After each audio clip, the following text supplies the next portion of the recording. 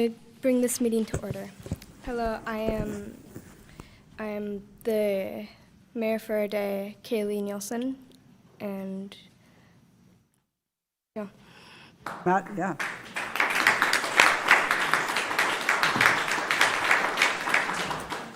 Madam Mayor and members of the council, I would like the recorder to officially call the roll, and we'll hear a little bit from the mayor for the day. Councillor Duggar, I'm here. Councillor Hartmeyer-Prigg, I'm here. Councillor Hassan, Here. Councillor Kimmy, Here. Councillor Teeter, Here. Councillor Tivnon, Here. Mayor Beatty. Here. Yeah. What? I mean, today you could totally have the job. It's a long schedule. So, Madam Mayor, tell us a little bit about your vision for the city and what you would like to see changed. My vision for Beaverton is a space where green living is easy, and where we can, and my goal is for there to be more education on programs and materials for people to use to help keep the city safe and healthy. And one example of this is the Purple Box program. I and my family knew about it, but a lot of my friends did not, including my chief of staff, and so we need more people to know about this program for it to be a bigger impact on the environment. That's awesome. And when you serve as the mayor for a day, you go through a worksheet on an idea and questions, and you go through multiple questions. And when you present something, you have to come up with a plan. So that is what she did this evening. So thank you for being the mayor for the day. We're going to take a photo with the council. You could have your chief of staff up, and then I'll take back over. How's that sound? All right, let's do it.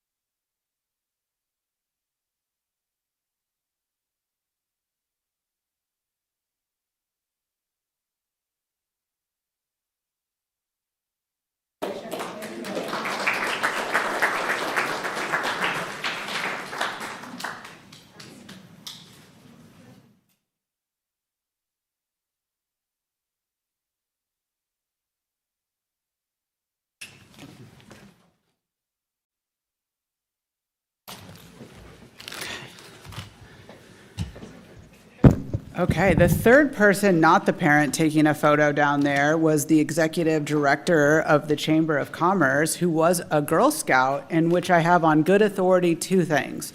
She said she will buy Girl Scout cookies from any Girl Scout that ever asks her, and today is her birthday.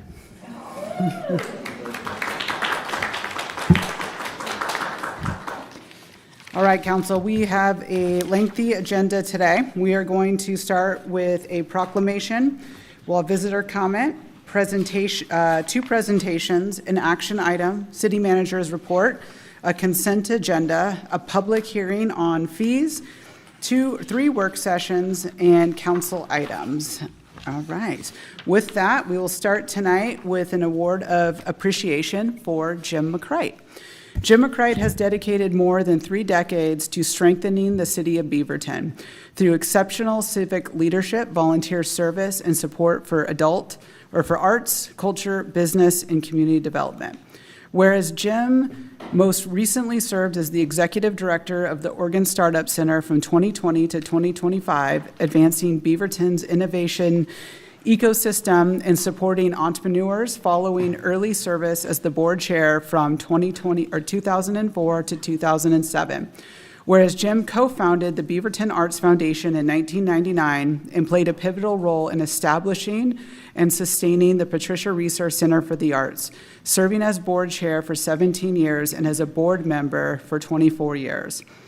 And whereas Jim has provided significant civic leadership for the city of Beaverton, including a service as the chair of the Citizen Committee to Build Public Safety Center from 2014 to 2016, chair of the Beaverton Urban Redevelopment Agency from 2010 to 2018, vice chair and board member of the Beaverton Budget Committee 2013 to 2016, chair and board member of the Beaverton Arts Commission 1995 to 2001, chair and board member of the Beaverton Area Chamber of Commerce from 1997 to 2002, and member of the THPRD Bond Advisory Committee.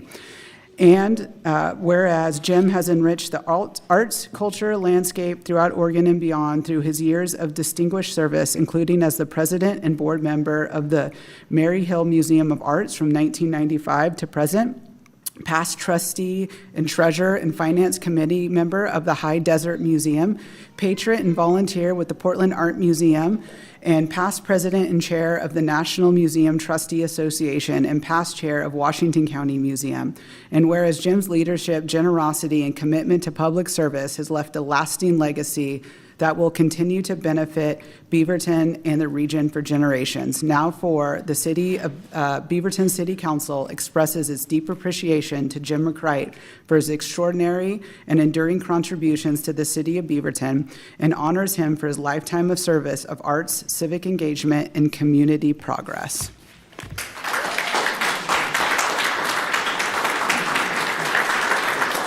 Yeah, I will just, Jim's service is pretty legendary in the service, and there's not too many big buildings around here or boards that he didn't serve on and touch. And I think it's an exemplary past. He was my mom's neighbor for a long time, kind to everybody, and we're just excited to give you this small token of our appreciation for your service. It's definitely not enough, but I know you got more in the tank, so I got another board coming up for you, no worries. Let's take a photo.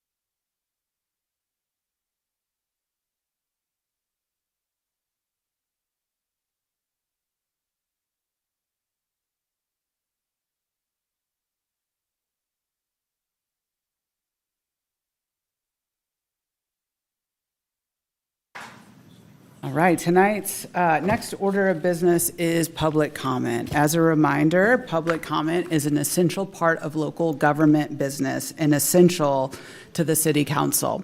However, in order to stay compliant with Oregon's open meeting laws, this is not a time for dialogue, rather a time to listen. If follow-up is needed, the city manager and city recorder are taking notes. You will have 2 minutes to address the City Council once you are ready to go. And up first, we have Jacqueline, followed by Caitlin.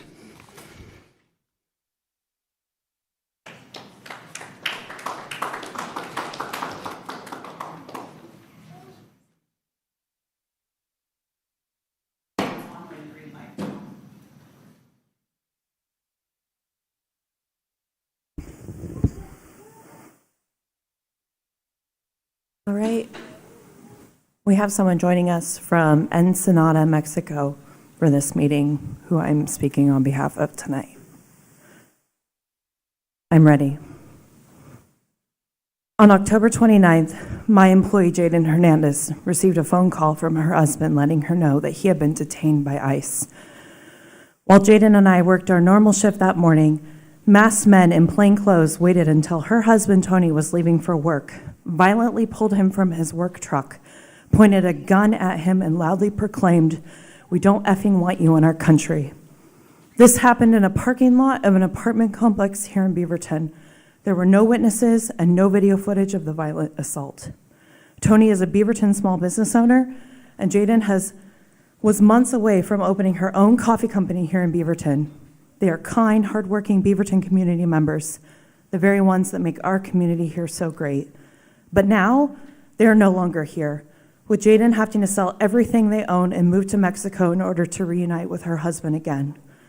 It was that or months waiting for a court date with no guarantee that Tony would be adequately fed, nights sleeping on concrete, the fear of being deported at any time to any country, the fear of the judicial system, and the starting cost of $5,000 for just a retaining fee for an immigration lawyer. I've emailed each of you Tony's full testimony of his experiences, and I hope prioritize reading every word of it. I do want to thank you, John. You have been the only familiar face during this difficult time, and I thank you for advocating for the Hernandez family, but also being a friend. My message today is a simple one, and it's twofold. I'm tired of our leadership in this city not taking this seriously. While you all go attend holiday events and enjoy time with your families, we have residents too scared to leave their home to buy milk. We are among the most targeted cities in the United States right now, and we need each and every one of you to adjust your mindset. ICE has infiltrated our community because we have shown weakness and unwillingness to fight back. Use every resource you have to fight back and protect your community and stand up for everyone, but especially the nearly 20% Latino population that calls Beaverton home.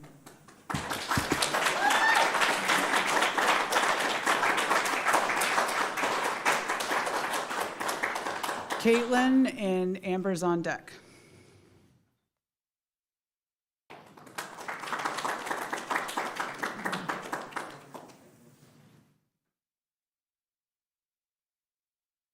Hello. On December 10th, the City of Beaverton's social media released a statement claiming that a single 911 call had been made requesting officers to the parking lot adjacent to the courthouse, at first falsely identified as the police department. The statement reads like pure PR, a memo of competence and a promise that BPD isn't overstepping sanctuary laws and allowing ICE to operate out of their parking lot. On December 10th, it appears that Kylie Delgado was harassed by a swarm of ICE agents while documenting vehicle descriptions. This was part of an ongoing civilian effort to keep our neighbors safe by tracking ICE presence and reporting alleged misconduct and excessive use of force to the BPD. Kylie asked her live stream viewers to call 911. Multiple viewers have commented that they did so, and Kylie herself says she tried flagging down unresponsive police vehicles for over half an hour as 15 ICE agents continued to surround her. Concerned civilians shouldn't have to put their bodies on the line this way, let alone daily. It's time to properly address the state of emergency currently affecting this city's 18% Hispanic and Latino population the most. One way to do so would be to assign a BPD task force to observe ICE movements so that rather than relying on civilian reports, they'd have the opportunity to stop federal misconduct and abuses of power before irreparable harm is done. Please let there be no more Tonys. Anything that happens to him and Jaden now will be on our hands.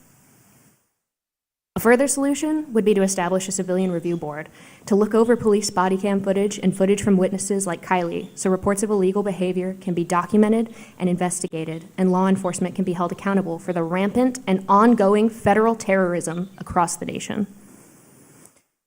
I don't want to keep seeing the mayor on stage echoing the famous call to ask not what our country can do for us, because what I can do for my city is ask leadership to lead. Use the authority and resources only you have to meet the community where we are and ask how you can make it a welcome and safe community for all. If you're at a loss for more ideas on how to do that, ask John. Thank you for your time, and thank you in advance for having the courage, compassion, and integrity to help us fight back against a system of lawlessness and terror. Thank you.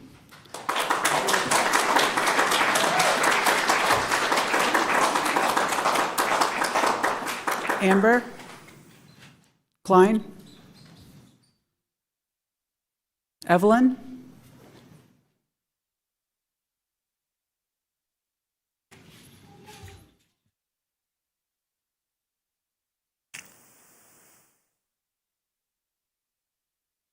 Hi, Mayor Beatty and members of Beaverton City Council. For the record, my name is Evelyn Kocher. I use she, her pronouns, and I am a lifelong Beavertonian, and I'm here to ask you to take stronger action using the city's resources against ICE enforcement in our city.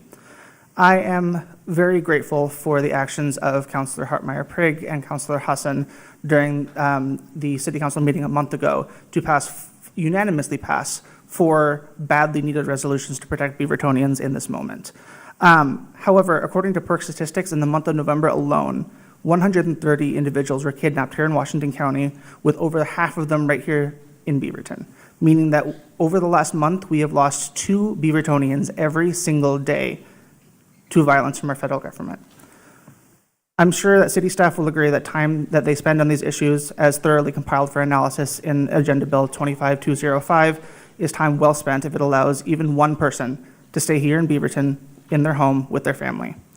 However, there have been other much more discouraging developments. As you just heard, a Washington County resident, Kylie Delgado, encountered ICE gathering in a public parking lot owned by the city of Beaverton, right next door to a municipal building. Upon calling 911 to report this, and upon other of her viewers calling 911 to report this, which can be corroborated by her video, nothing happened for nearly an hour. By the time any police presence arrived, ICE was long gone. Incidents such as these only serve to sow more distrust and fear in the community and increase skepticism that Beaverton is adhering to Oregon's sanctuary laws, or indeed its own.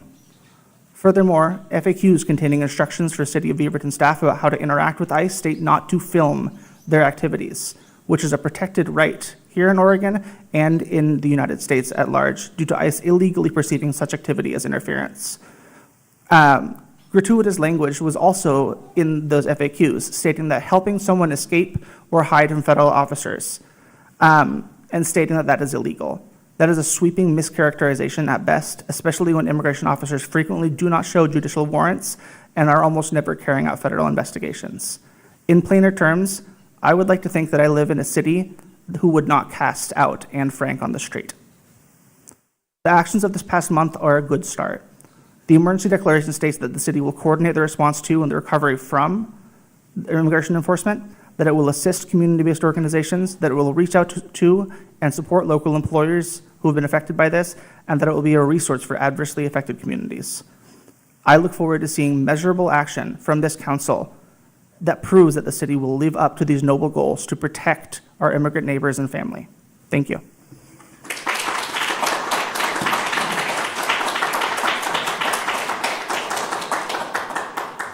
Amber Klein. Up next is Kylie Delgado, and on deck, Tammy Carpenter.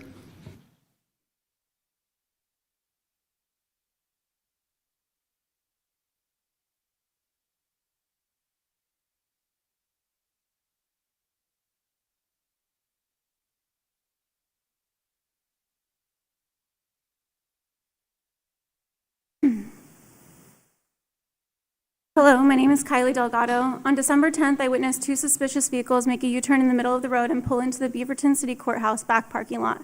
I was concerned because I know this law operates as a safe park space for at-risk community members. I drove into the lot ready to film these two vehicles. As I parked, I saw 8 ICE vehicles and somewhere between 12 to 15 ICE agents. Once I parked, they pulled closer to my vehicle, and soon I was entirely surrounded. I asked the community that was watching my live feed to dial 911 and to urge Beaverton Police to respond. I felt outnumbered and in danger. Several community members made that call. I looked around and I saw a number of Beaverton police vehicles within 100 feet of me. I also witnessed several police officers walk out from the courthouse building and take notice of what was going on. I spoke from my car's PA system, again asking police to respond. For 39 minutes, I sat in the lot, surrounded and alone. 3 calls were made to 911 with my exact location. No one came. A day later, I received an incident report from Beaverton officer Robert Lamb. It alleges he responded and saw nothing. This is a lie. Officer Lamb then contradicts himself and claims he saw 10 people dressed in all black cursing at an unidentified vehicle. This is also a lie. That day, the Beaverton City government team put out a statement corroborating these lies and have yet to redact their post despite ample evidence that delegitimizes Officer Lamb's statements. We were told by local legislators nearly a month ago that the best thing we can do when we see ICE activity is to call police. They told us police would respond. 39 minutes later, in the wrong parking lot, with a report full of lies is not an acceptable response. I have a question for the police. If you refuse to do your job, are you prepared for us to do it for you? My question for city government: what sort of accountability are you prepared to take for posting a statement packed with lies? It's still up, by the way. Over 500,000 people have watched that live stream. Over 800 people have commented on those online reports that you made. We demand a public retraction of your statement and an audit of Officer Lamb's incident report. Thank you.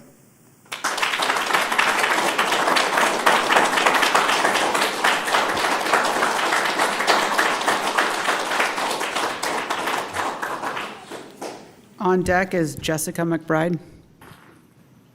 Hi, guys. For the record, my name is Tammy Carpenter. I serve on the Beaverton School Board. I'm here tonight speaking on my own behalf about ICE stuff. And I respect, as elected officials, there are limitations put on us. And my curiosity is, how can we think about what we can do under normal circumstances and how we can expand that under crisis circumstances. We did many things during COVID that we were told in the past was not possible. And we are now experiencing a crisis. And my curiosity is, what can you guys be doing different now that you don't know is possible?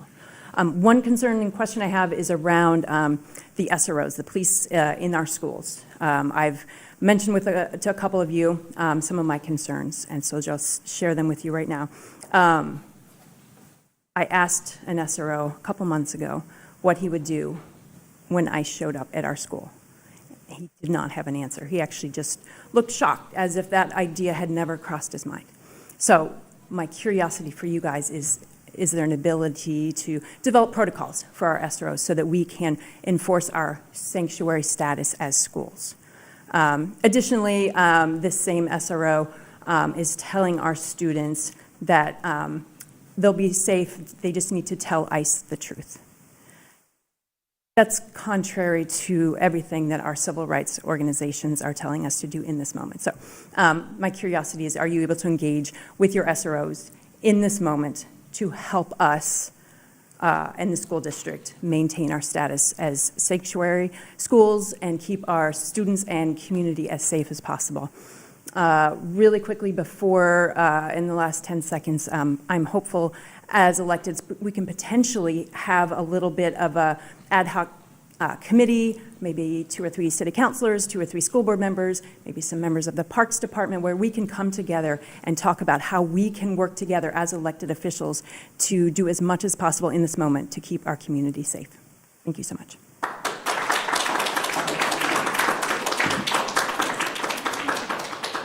On deck is Doug, and after that is Daisy.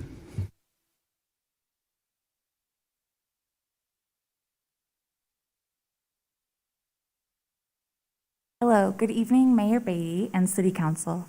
My name is Jessica McBride, and I live in the Greenway neighborhood. Beaverton has become a hotspot for apparent federal immigration enforcement. These masked individuals refuse to identify themselves and carry no warrants, as they violently kidnap people from our city streets. Children are afraid that they will return from school to find their parents have been taken, and some have even witnessed ICE at their school bus stops. While I am angry, I am not surprised that the federal government is empowering these racist and inhumane attacks. This is exactly what they said they would do. But I am surprised and disappointed in this elected body. You've established pillars of inclusive community and safety, declaring that diversity is the strength of Beaverton. However, as these violent attacks have worsened, as they promised they would, your response has been slow and woefully inadequate. Last week, when residents called BPD for help, no one came. And later, as many have shared, a misleading statement was shared on social media. I understand that the Federal Supremacy Clause prevents some direct action by the city, especially with law enforcement, but it does not prevent you from truthfully acknowledging the crisis that our city is facing. This evening and into the future, I urge you to act boldly in pursuit of justice by voting yes on the state of emergency, codifying our sanctuary city resolution, preventing evictions through appropriating funds, directing BPD to keep ICE off of city property, and refusing to allow the use of flock cameras by Washington County Sheriff's Department within our city limits.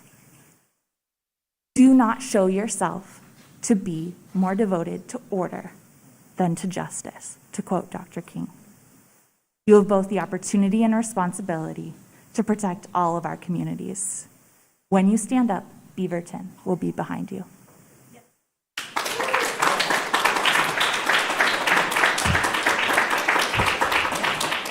Doug, and then Daisy.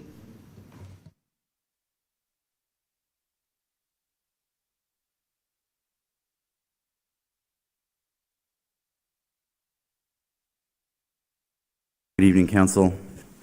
My name is Doug, and I've been involved in community-organized ICE Watch and rapid response efforts in Washington County since this summer.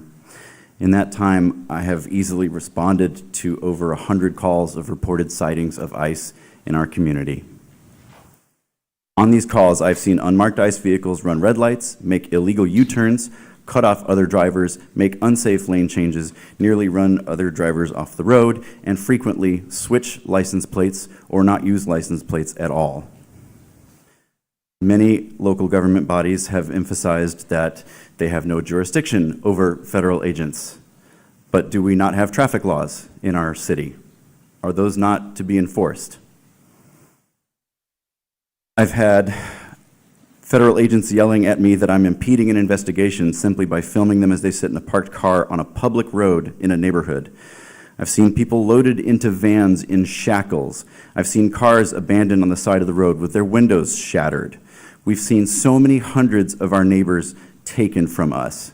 So when the city of Beaverton put out a statement full of lies this week, it felt like gaslighting, because it was. You don't get to tell us what we see with our own eyes. This body must do more to protect the citizens of our community. Please, please, please, we're begging you, do more. Thank you.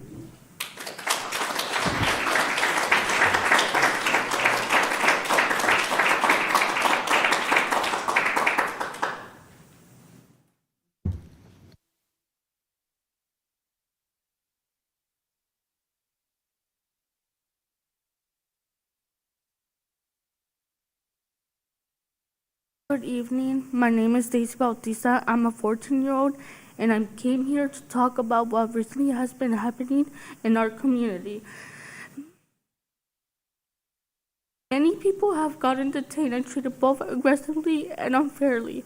My parents have always been hardworking people who have sacrificed everything they had to give me and my sister for a better future. I see them in fear to the point they are scared to go out. I can't really focus on school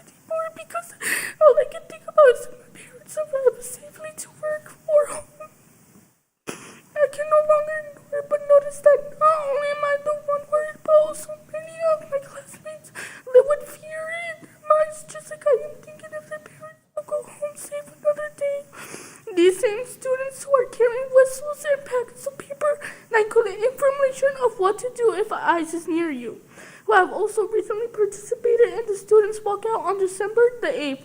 Owing to the fact that we students feel ignored, we feel helpless due to our age, knowing we can't do anything if they were to be deported. We can't help but feel stressed. We can't help but feel stressed out and anxious about what the next day can hold. When will it be the day that everything will be normal again, not just for me, but for everybody else, to just go out simple as doing errands with my parents, going out to restaurants together as a family to eat, or just even go to our daily walks to the park? Individuals are risking personal safety to attend church as it remains their sole source of hope, in which people have also been detained after leaving church. It's unbelievable that the community, store owners, parents, and teachers are going full out to protect our kind and hardworking people from being taken away. I at least feel a bit of sense of calmness thanks to my sister, who has taken on a parental role, such things like grocery shopping for her parents and accompanying them both to work while also attending university. Even when this means she has to go to her own workplace and stay up late to finish her homework, she still keeps doing this for the past 3 months. It has reached to the point she has ever taken me to my school activities and sadly attended to my school conferences as my new guardian. Seeing that she was once a 5th grader back in November the 8th of 2016, watching the TV full of fear as he got elected for the first time. Today now she's doing everything she can in her power to be able to keep my family and parents together for one more day of this nightmare. Now think about those kids who don't have an older sibling or aren't old enough to protect their parents.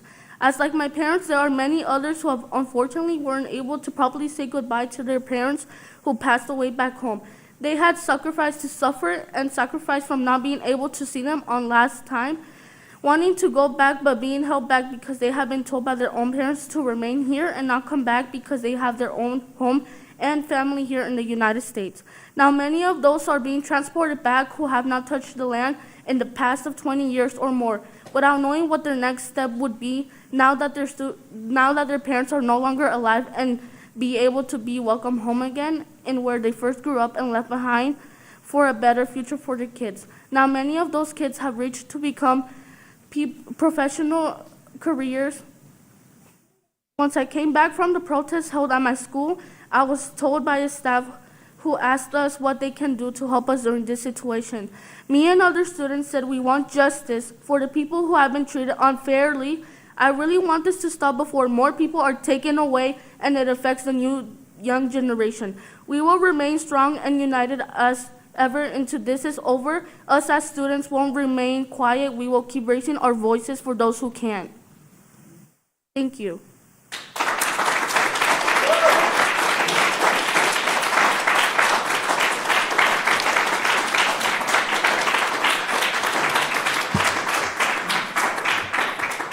And I would like to ask if I could repeat it on Spanish for those people who can't understand English. If I you already, guys give me I already permission. let you go over 2 minutes. Let but her we do it. Hey, sir, let's not Let her scream. continue. It's In translated. Spanish. Hey, now, we let her go over 2 minutes, and that is if she had asked for. Let the other woman do it in Spanish. Sorry, we already let it go You over are 2 sorry. minutes. Okay, let's move our action item up. Shame on you. The council does have the testimony in their packets, and it will be posted online tomorrow. And when it as streams, well. it will have translation. Yep. All right, we're going to move our action item up to the top, agenda bill, or item number 6.1. And it is a resolution ratifying a declaration of state of emergency due to federal immigration enforcement.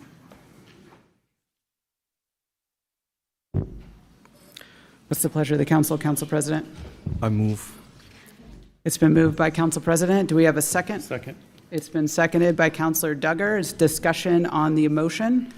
Councilor Hartmeyer-Prigg. Thank you, Mayor. Thank you to everyone who joined us tonight. Hearing from you is really important to us. I'm sorry I'm not in the room with you tonight. Tonight, this motion ratifies our state of emergency. Washington County has been a highly targeted location for people being detained. At last week's Night of Impact, Beaverton was lit up the darkest red due to significant detainments happening to our people. As someone who has been on the ground responding to calls where ICE is stalking and taking our community members, I've seen the fear firsthand. There are many concerned community members doing everything they can to protect and take care of their neighbors. So, Council, I wrote a brief statement and ask you to consider potentially adopting this statement as part of our action this evening. We can take this separately from this motion, but I want to read it to you as really my comments about this motion, and during the later portion, if you are inclined to adopt this with me, I would appreciate that. To the valued members of the Beaverton community, we, your mayor and city council, want to directly address the visible and deeply concerning activities of immigration and customs enforcement within our area. We understand the profound fear, anxiety, and disruption these activities have caused for our residents and our neighbors. Please know that the city of Beaverton remains steadfast and unequivocal in its commitment as a sanctuary city. Our law enforcement is strictly prohibited from cooperating with or participating in federal immigration enforcement actions. While public property is in fact open to all members of the public, we want to be clear that ICE is not welcome. Beaverton is off limits from our city facilities to our neighborhoods. There is no room in our community for racism, intimidation, and fear. We stand with our immigrant and refugee community members, and we'll continue to work to ensure that Beaverton remains a safe, inclusive, and welcoming place for all who call home. So that's my comment. I will be supporting this motion. During council new business, I would like to ask us to adopt a statement to go out with this declaration that could be published publicly to let our community know we are with them. Before we kind of go into everyone else, I had an immediate reaction to this guy yelling at me, which is unfortunate. That's my prerogative. So after this, I'll have Daisy come back. It's out of order to let that happen, but I'll let her come back and do it in Spanish. I don't want my personal angst over this dude yelling get in the way of that, but please stop yelling in here. Councillor Husson. Yeah, I guess I'll address, thank you for those of you who came tonight. For those of you who don't know, some of us are all moving in different ways around how this is happening, and I do think it's important that we let Daisy come back and do the Spanish version, so I support that. What we're doing in this meeting, just to help explain it, is we moved the agenda bill, which is to declare the emergency, in trying to show, I think, you all that we're hearing you and that we're seeing you. I do want to take a moment and acknowledge Kylie and others who came forward. I did see the live, and I did see what was happening, and as someone who has been going out in the community and responding, I had a sick kid that day and I wasn't able to make it. And so while I can't speak for a lot of sort of the backside of what's happening on the comm side, I know I'm circling back with staff to understand what happened, because it is important that we continue to build trust with you. I started the day with a friend who's been impacted by ICE on multiple levels, so I do very much hear everything that you all are saying, and it really breaks my heart that we are in this moment, that, you know, like, as someone who has just lived in this, to be in this moment and to try to do something and to try to speak up, and then to see all the things we can and can't do, and to say, well, this is what we can and this is what we can. It's very exhausting. And to hear a 14-year-old when you have a 14-year-old is also really exhausting. So I just want to hear you all. I want you all to know that we hear you, we see you. What we are going to be voting on in a couple minutes is the ratifying the declaration of the state of the emergency. So I'm really excited to support this. I was one of the people that brought this forward, and it couldn't be sooner. I hope that it continues to come with more resources and support for us to be able to fight against what's happening. I think all of my colleagues here believe that we don't stand for the values and what we're seeing happening in our streets, and we're all showing up in the different ways that we can. I think the last thing I want to honor, there are so many people that are doing this work in different ways, and some of them are doing it more visibly and some of them are doing it less, and I want to really say that. I would also ask that if you are someone that's impacted by any of this, please make sure that you know your rights. Please make sure that if you have someone in your family who could be impacted, that you have a family emergency plan. And please make sure that you understand how you can and can't engage. We're going to do as much as we can on our end from the council side, and try to work with you as best as we can. So I'm really excited to support this emergency. Councillor Hartmeyer-Prigg, because I am a bit of a word type language person, is it possible for her to share this document with us in email before it got approved? What is the best way for us to send the letter that she shared to put out with the community? Well, if we don't approve it now, we'd have to do it at the first of the year just because of the distance. So we could ask staff to maybe print it and bring it back by the end of the meeting. We can work on that piece. If that's possible, I'd just like to take a peek. Email it? Okay. Okay, thank you.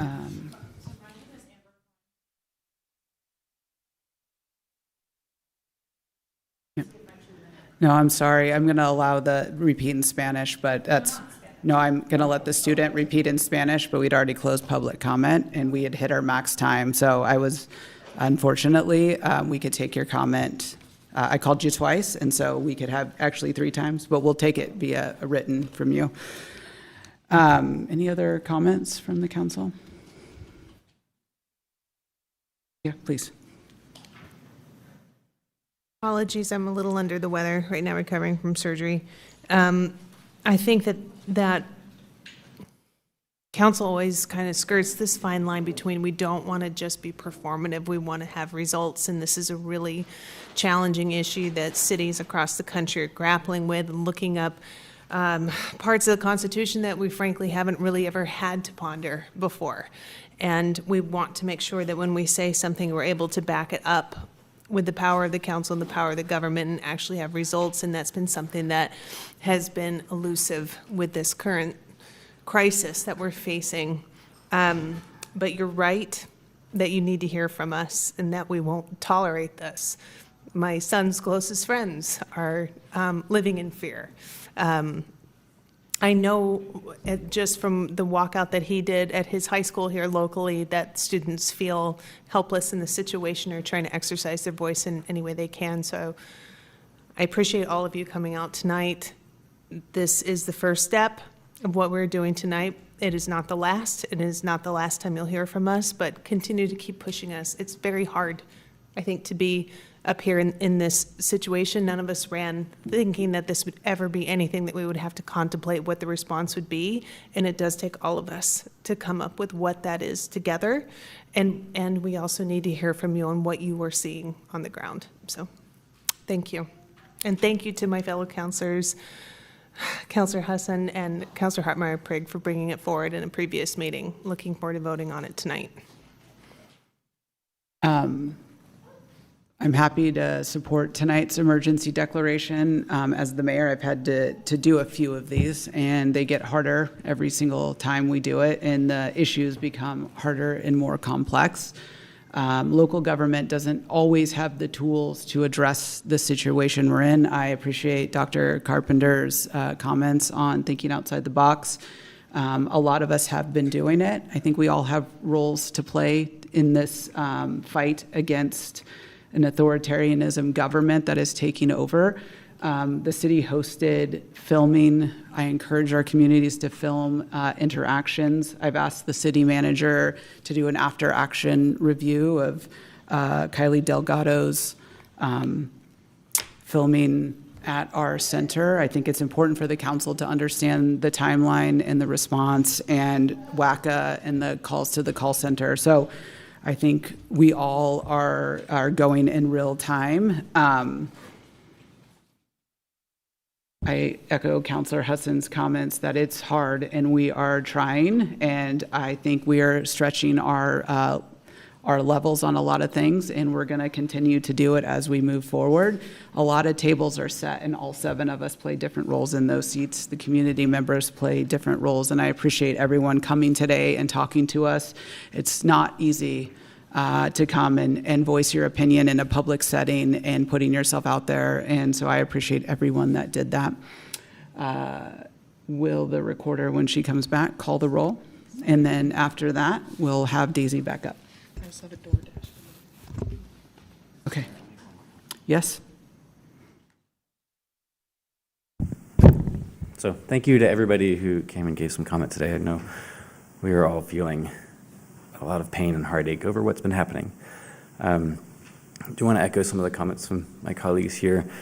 Councillor Tivnan mentioned not wanting to be performative, and that is a huge priority of mine too. We don't want to say things that give people a false expectation of security where we might not be able to, but we also want to put some strength behind what we're doing too. And we have been taking action before this as well, joining a couple of lawsuits with City of LA and California, keeping National Guard out of cities, joining a lawsuit with City of Fresno to protect funding from being withdrawn from supportive housing services that we provide here in the city.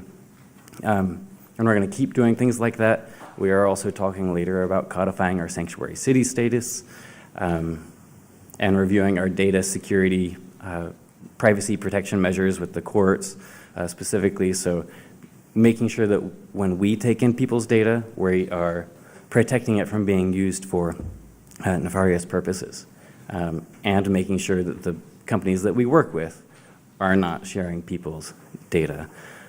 So we will continue taking steps. Some of you all shared ideas in your public comments too. We appreciate those, but we will keep on working through this and keep taking steps forward with you all. I really appreciate the courage that you all have shared, that you've been experiencing over the past several months as well, but we'll keep going forward. Councillor Duggar.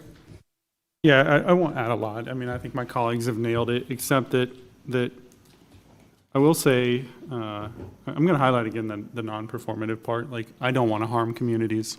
And I think it's so easy for us to say we can do this, and then we end up harming people, and that is something I absolutely don't want to do. But I do want to, for those of you who I have interacted with, one of the first things I ask almost always is, what ideas do you have? You guys have given me 7 tonight, and I want you to know I'm going to take those very seriously because they're good ideas. Even if the answer is no, I don't know yet, but but I also, as you see me out in the community, and as you see my colleagues, like, I Google every single day. It's one of the few things I actually use ChatGPT for. It's like, what are other cities doing? What's Chicago doing? What's LA doing? Things like that, because this is unprecedented. We have a jackass of a federal administration that's doing illegal things on a daily basis and harming people, and we don't know how to, we're just sometimes as clueless. I feel like I'm not prepared for my job sometimes, just because I wake up to this another crazy story, and it's harming my neighbors, my friends, just people that I really care about in the community, and it's different, So I would encourage you, if you see us out, please come for a walk with me. Let's grab a coffee. Let's talk about ideas you have. I will ask on your behalf. I promise you that. I take all this seriously, and I want you to know that we're not done yet. This is again, we began it a few weeks ago, and I don't think we'll ever stop until we get justice for our community. So I just want to say thank you for showing up tonight too. We do have you guys could put your names in the chat. Go just on. Just a short,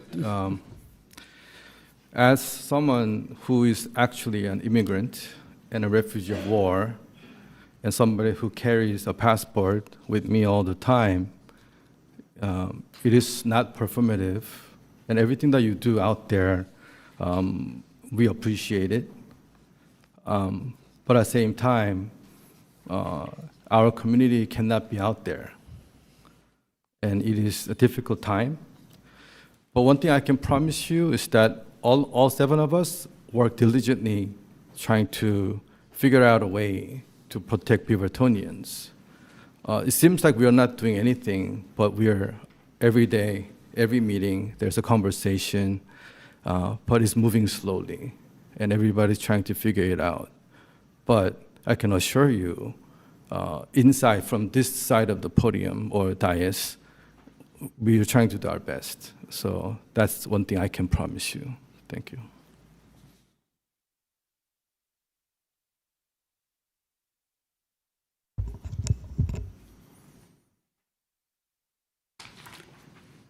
All right. Will the recorder call the roll?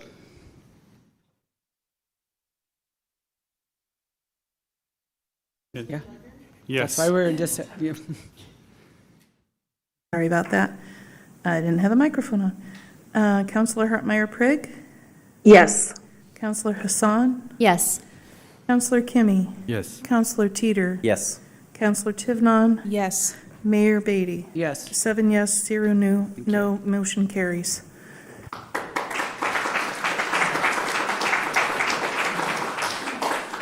Daisy, would you like to join us again?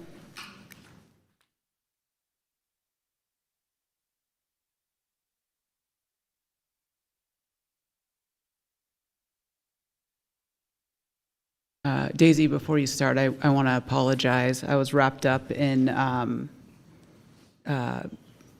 getting the council meeting going, and I'm sorry, and that shouldn't happen to you, and I want you to take your time to now do it in Spanish, and next time a person of authority pushes like that, you should push back. So I'm apologizing. Thank you. Buenos días, mi nombre es Daisy Bautista, tengo 14 años y hoy vine aquí para hablar sobre lo que ha estado sucediendo recientemente en nuestra comunidad. Muchas personas están siendo detenidas y tratadas de forma agresiva e injusta. Mis padres siempre han sido personas trabajadoras que se han sacrificado al máximo para darnos a mis hermanas y a mí un futuro mejor. Los veo con miedo al punto de que les da miedo salir de la casa. Ya no puedo concentrarme en la escuela porque solo pienso en mis padres si llegarán sanos y salvos al trabajo o a la casa. Ya no puedo ignorar esta situación y me doy cuenta de que no soy la única preocupada. Muchos de mis compañeros de clase viven con el mismo miedo preguntándose si sus padres regresarán a casa sanos y salvos otro día más. Estos mismos estudiantes llevan silbatos y paquetes de papel con información sobre qué hacer si agentes de inmigración están cerca. También participamos recientemente en la protesta estudiantil del 8 de diciembre. Nos sentimos ignorados y desamparados debido a nuestra edad, sabiendo que no podemos hacer nada si deportan a alguien. No podemos evitar sentirnos estresados y ansiosos por lo que nos depara el futuro. ¿Cuándo llegará el día en que todo vuelva a la normalidad? No solo para mí, sino para todos. ¿Cuándo podremos volver a hacer cosas tan sencillas como ir de compras con mis padres, ir a restaurantes en familia o simplemente dar nuestros paseos diarios por el parque? Hay personas que arriesgan su seguridad personal para ir a la iglesia, ya que es su única fuente de esperanza. Incluso ha habido casos de personas detenidas al salir de la iglesia. Es innegable que la comunidad, los comerciantes, los padres y los maestros están haciendo todo lo posible para proteger a nuestra gente trabajadora y de buen corazón de ser deportada. Al menos yo siento cierta tranquilidad gracias a mi hermana mayor que ha asumido un papel de guardiana. Se encarga de cosas como hacer la compra para nuestros padres y acompañarlos al trabajo. Además de ir a la universidad, incluso cuando esto significa que después tiene que ir a su propio trabajo y quedarse despierta hasta tarde para terminar sus tareas. Lo ha estado haciendo durante los últimos 3 meses. Ha llegado al punto de que incluso me ha llevado a mis actividades escolares y tristemente ha asistido a las reuniones con mis profesores como mi nueva tutora. Pensar que ella era esa niña de 5º grado el 8 de noviembre de 2016 viendo la televisión lleno de miedo cuando él fue elegido por primera vez. Hoy ella está haciendo todo lo que está a su alcance para mantener a mi familia y a mis padres unidos un día más en medio de esta pesadilla. Ahora piensan en esos niños que no tienen un hermano mayor o que no tienen la edad suficiente para proteger a sus padres. Al igual que mis padres, hay muchos otros, lamentablemente no pudieron despedirse adecuadamente de sus padres que fallecieron en su país de origen. Se sacrificaron, sufrieron la pena de no poder verlos por última vez, deseando regresar, pero viéndose obligados a quedarse por sus propios padres. Les habían dicho que permanecieran aquí y no volvieran, ya que tenían su hogar y su familia en los Estados Unidos. Ahora muchos de ellos están siendo deportados después de no haber pisado su tierra natal en 20 años o más, sin saber qué les depara el futuro ahora que sus padres ya no están vivos y sin poder ser recibidos de nuevo en el lugar donde crecieron y dejaron atrás en busca de un futuro mejor para sus hijos. Ahora muchos de esos hijos se han convertido en carreras profesionales. Cuando regresé de la protesta en mi escuela, un miembro del personal nos preguntó qué podían hacer para ayudarnos en esta situación. Yo y otros estudiantes respondimos que queríamos justicia para las personas que han sido tratadas injustamente. Realmente quiero que esto termine antes de que más personas sean deportadas y afectadas a la nueva generación.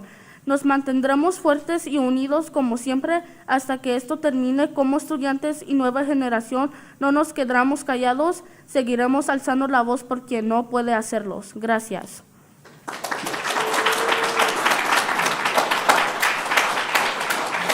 And I want to say thank you to all of you for letting me talk again. Thank you. All right. Thank you for joining us tonight. You know, sometimes we don't always get it right, and we don't always get an opportunity to write things in real time. And so thank you for coming back up and sharing with us. We are moving on to our presentations. Our first presentation, Agenda Bill 5-1, Agenda Bill 25196, City of Beaverton Homeless Response Annual Report. Are our county partners joining you? Just you? Okay.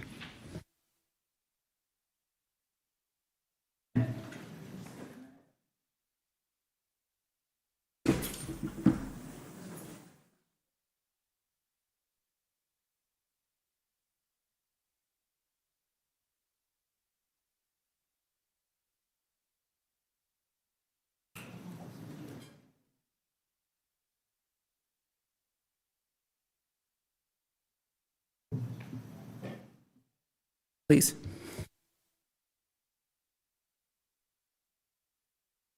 Good evening, City Council. My name is Chad Stover. I'm the Community Services and Homelessness Program Manager for the City of Beaverton, and I'm here with Assistant City Manager Dan Weinheimer. And also part of the Community Services and Homelessness Program is Caitlin Brown, who is sitting in the audience, and hopefully she'll wave so you can see who she is. Back here. Thank you, Caitlin. And tonight we're here to give the City of Beaverton's Homelessness Response Annual Report for 2025. And then I also just want to mention that on January 6th, Washington County will be back to give their annual report as well. Okay. Next slide, please. The purpose for tonight's report is we want to provide an overview of the City of Beaverton's local response to homelessness, provide updated statistics for the calendar year 2025, and provide education on the local continuum of care. Next slide, please. And just to start off with a little bit of context here, this is a slide taken from the 2025 Washington County point-in-time count as produced by the Homelessness Research and Action Collaborative out of Portland State University. The point-in-time count happens every 2 years in the latter half of January. And this year's point-in-time count identified 940 people in Washington County experiencing homelessness, of which 701 are currently sheltered in an emergency shelter or transitional housing program. This is a 30% increase in the number of people sheltered at the time of the 2023 count. Simultaneously, the total unsheltered count increased by only 9 people, remaining flat since 2023 and well below the 2021 unsheltered count. The chart above outlines the PIT count trends over the past 5 years. And this chart also shows an increase in the number of people who are sheltered. And this is due in large part to thanks to the Beaverton shelter, as well as to the opening of several safe rest pods by Washington County after the 2023 point-in-time count and before the 2025 point-in-time count. The dotted line represents chronically homeless individuals. These are people who are homeless for 1 year or more and have a disabling condition as defined by HUD. And this number increased to 387 individuals, but the majority counted in 2023 had since been housed. And so that's a good sign because it means that we're reaching this population. Okay. Next slide, please. And just sticking with point-in-time statistics, you'll see an overview of just the Tri-County area, and you can see that Multnomah County has over 10,000 individuals, 9,696 households. Washington County comes in at 940 individuals, followed by Clackamas County at 568. And then what's more interesting to us here in Beaverton, perhaps, is just by locality. There's a breakdown done. These aren't all the localities that were listed in the point-in-time count, but we captured the highest ones. And you can see where Beaverton came in at 45 before Hillsborough at 55. Next slide, please. And then transitioning to the Beaverton shelter. As you recall, the Beaverton shelter, we had a ribbon cutting ceremony back in November of 2024. And then beginning in December, we began to transition folks that were staying at the Beaverton Community Center, which was acting as our temporary shelter, over to the Beaverton shelter. So 27 people made it from the BCC over to the Beaverton shelter, making them the first guests at the Beaverton shelter. And then starting in January to December, we started to see over 1,000 people enrolled at the Beaverton shelter. We saw 758 emergency bed utilizations. And one thing I want to mention about the emergency beds is that the city came in and we worked with our operator, Open Door Housing Works, and we established a standard operating procedure for how to use the emergency beds. So that was a great thing right out of the gates to get that established. And that's important for police because of time, place, manner, and making sure that there's some clear expectations, and just figuring out where to put the emergency beds in the building was also part of that.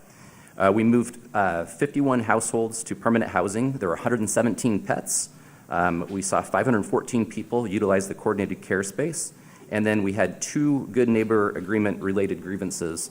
And this is a number that we're proud to keep very low, which is a good thing. And that's due in part to the great work done by Open Door Housing Works. They've been really good at monitoring the good neighbor agreement, the 500-foot radius around the shelter, building strong relationships with the people staying at the shelter and also with our neighbors around the shelter. And speaking of Open Door, they recently relayed to me a story that I'd like to share with you about the Beaverton shelter. And it goes like this. A woman arrived to the Beaverton shelter in a vulnerable mental and physical state. The Beaverton shelter was recommended for its accessibility and compassionate care, ensuring that her mobility challenges were met with understanding and support. Through diligent healthcare case conferencing, Open Door staff helped her achieve a stable baseline of health, addressing both her physical and mental health needs. As Open Door staff worked on her housing-focused plan, she not only regained her health, but also found a supportive community. Just a few weeks ago, Open Door celebrated a bittersweet moment as she graduated from the program and moved into her own apartment with her beloved pet. Her journey has been a testament to the resilience and the power of community support. She even shared her experience in a local Metro article highlighting the impact of the shelter's comprehensive care. Now, as she embarks on this new chapter, she continues to express her gratitude to the Beaverton shelter and its community. Next slide, please. And sticking with the Beaverton shelter, the physical building itself remains a flagship in the metro area for building a shelter through a trauma-informed lens, and this is due in part to the great work done by many partners were involved in this, including the City of Beaverton, but also our architect, Ink-Built Architecture, and PNC Construction. And they have been the recipients of a number of awards, including the Daily Journal of Commerce Top Project Award, American Institute of Architects Honor Award, American Institute of Architects Oregon 2030 Award, the Oregon League of Cities Award for Excellence nominee, as well as they participated in a number of presentation and case studies, including Energy Trust of Oregon case study, the Housing Oregon Roots for Restoration presentation, Energy Trust of Oregon Allies of Efficiency presentation, as well as the National Organization of Minority Architects. And there's a picture of the shelter showing the curves and the natural lighting that highlight some of that trauma-informed design that went into this great shelter. Next slide, please. The Beaverton Library continues to play a very instrumental role in Beaverton's overall response to homelessness. I want to mention our library monitor. They work 5 days a week, and they are truly the face of the Beaverton Library, interacting with all members of our community comes in, including our homeless friends that come into the central library. And they're often working with our community resource specialists, with our Beaverton police, and with others to help direct people to services when they need it. And so that's a great attribute to the library. And then I also want to mention some community engagement. Some of you may know, some of the community may know, some of you may not know. We're doing One Book, One Beaverton right now, and the book is called Rough Sleepers, and it's by Tracy Kidder. And along with that, there is a number of homeless speaking panels and opportunities for the community to come and engage in conversations about homelessness and learn about homelessness. And this is a really exciting thing because not everybody is well-versed in being able to have conversations about homelessness. So the city being able to facilitate that dialogue is a really great opportunity for our community. And then running congruent to that, the Office of Equity and Inclusion is also hosting a homelessness speaker series coming up on January 6th. So there's a lot of good community events that are happening here in the next couple of months that are going to be great community events for people to learn more about homelessness. Project Homeless Connect. We have our community resource specialists that are stationed out of the library. We started a new contract with PHC beginning in July, and you can see that they have been busy. We've had over 1,200 visits in that time in just 6 months alone. 671 individuals have been served, and then you'll see a snapshot of just August, and just in 1 month alone, you can see that we received 295 visits from 165 individuals. 75% needed housing support, 65% were supported with food or transportation, and 61% already engaged in the homeless service system. Next slide, please. Our Beaverton Police Bike Team continues to play a very, very important role in our overall collaboration locally. We have 4 full-time officers and 1 sergeant, but there are 20 BPD members who are trained in bicycle patrol, and they specialize in livability, and they take a trauma-informed response. I recently went and spoke at the League of Cities conference in the fall, and I was talking to a lot of people across the state, and everybody wanted to hear about our bike team and what we're doing and how we're doing it differently. And I told them it was really, at the core of all of it, is building relationships. Our bike team is out there. They're working side by side with Greater Good Northwest and New Narrative, our 2 outreach teams, which I'll talk about in a minute. And they're taking that trauma-informed approach to get to know people, and their goal is to try to get people to services. They're working on doing that, and we're going to talk about time, place, manner here in a moment. And they've been just playing an incredible role there. Next slide, please. So sticking with time, place, manner, under House Bill 3115, it requires all cities and counties to ensure camping ordinances are objectively reasonable as to time, place, and manner with regards to persons experiencing homelessness. Our City Council adopted a prohibited camping ordinance on June 6, 2023, and it became effective July 1, 2023. And the ordinance permits camping within the public right-of-way between 9 p.m. and 7:30 a.m. for people without alternative shelter, and places some manner restrictions. You can see some numbers from the BPD from January to October 2025. We encountered 162 camps, made 121 new contacts. There were 57 repeat contacts. They offered financial assistance to 3, made 87 referrals to other agencies, and that's an example of the police working to get folks to services, and that relationship with our social service providers becomes very important for that. They issued 160 warnings, 19 citations, and 0 arrests, and that's with just over 2,000 homelessness-related calls to service. The BPD bike team enforces time, place, manner ordinance, but regularly consults with our city prosecutor and our library, our outreach teams, and provides resources. Next slide, please. Here's a map of our time, place, manner map. These red triangles indicate where we see our camps pop up. And this might look familiar because it hasn't changed all that much in the 2 years that we've been doing TPM. The largest concentration remains in our downtown core, and that's where you see most of our camps with respect to time, place, manner. Slide, please. Another group worth mentioning that we don't talk about as often, but is doing great work, comes from our Public Works division. They do our city homeless camp cleanup program, and you can see that over the last 3 years, we've seen a steady decrease in the number of homeless camps that are cleaned up. We went from 49 in 2023 down to 33 last year, and then 16 in 2025. And in this map, you can see the blue dots that are kind of up towards the top. And this runs similar to the previous slide that I just showed you about time, place, manner. The majority of the homeless camp cleanups that we're seeing are concentrated in our downtown area. But the trend, again, has been a steady decrease over the last 3 years. Next slide, please. Switching over to safe parking. Safe parking program, it provides a safe legal place for people who are experiencing homelessness and are living in a vehicle. Just Compassion of East Washington County is our provider. This program is 6 years old. We have 5 locations. 4 of them are private. 1 of them is public over at Griffith. There's a total of 18 parking spaces. In the program, we provide case management. This is phase 1 assessments into the coordinated entry system, referrals to housing. We give addiction and recovery resources and medical care, and also help with employment. The length of stay, it can range anywhere from 30 days. There's a 30-day probationary period from when people come into the program, and they can stay up to 120 days. This is 100% funded by the city out of our general fund. And then down below, you can see some statistics about January to November, positive exits, negative exits during that time, 28 positive, 8 negative. If anybody's wondering what that means, typically when we refer to someone who's graduated from the program and has gone on to the next step towards getting into more permanent housing, we would consider that to be a positive exit. For some folks that maybe had compliance rule problems in the program and weren't able to move on, that would be a negative exit. And so this is also worth mentioning that part of the success of Safe Parking program is that they've had very clear rules and expectations that they go over for everybody who comes into the program, but also they work in close partnership with our private locations, the 4 churches that provide property in which we get to do our Safe Parking program. So that's led to the success of this.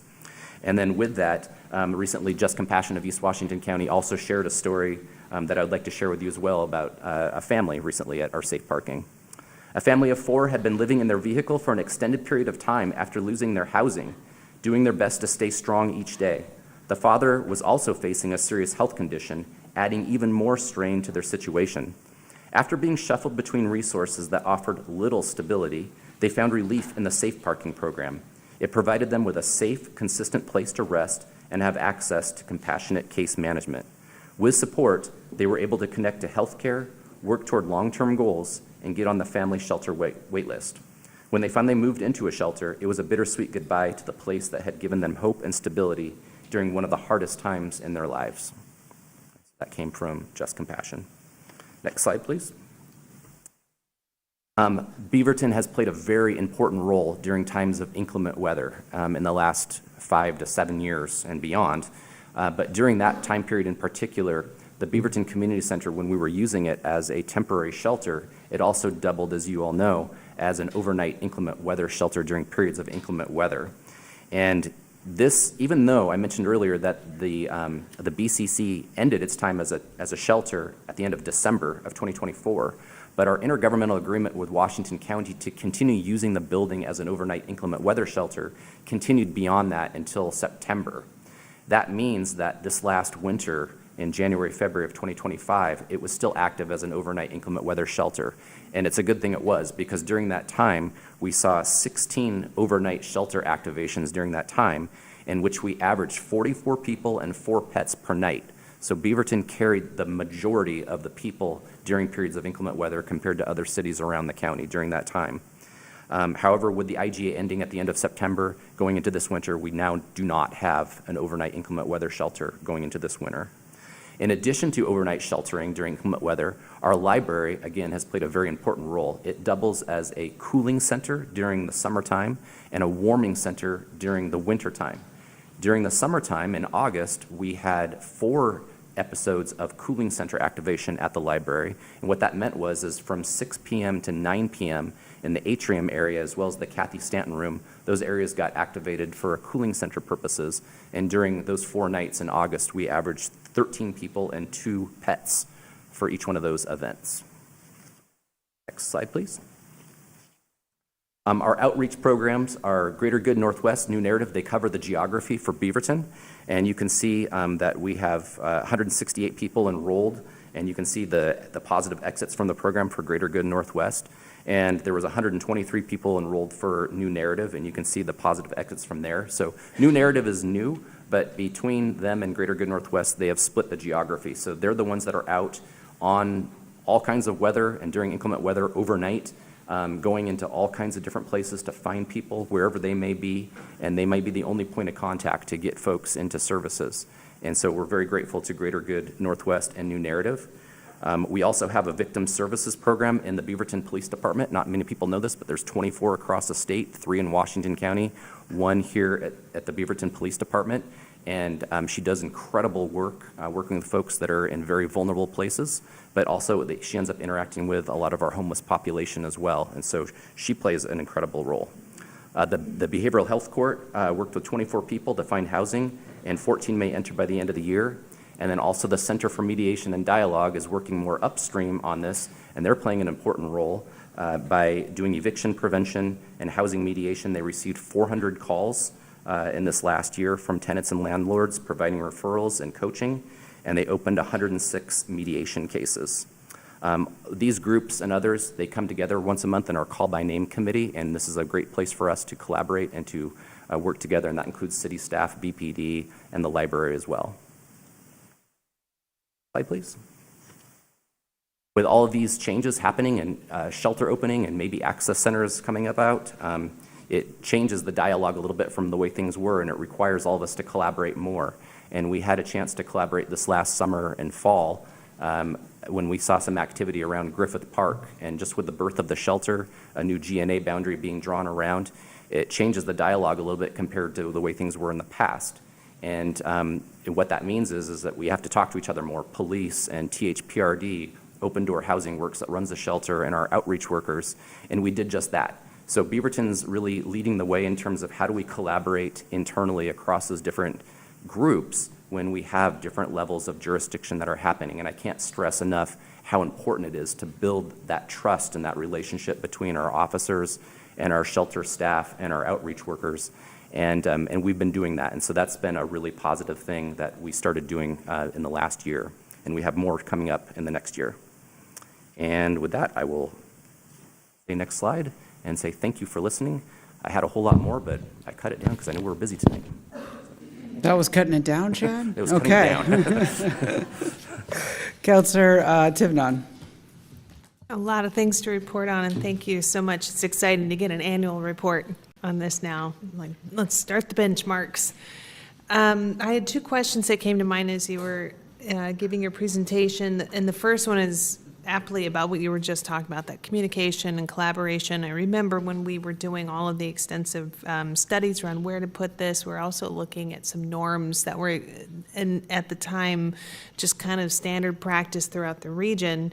And one of the real deficits was when a shelter was at capacity, how do individuals know that? A lot of times they go there and they're told, we don't have room.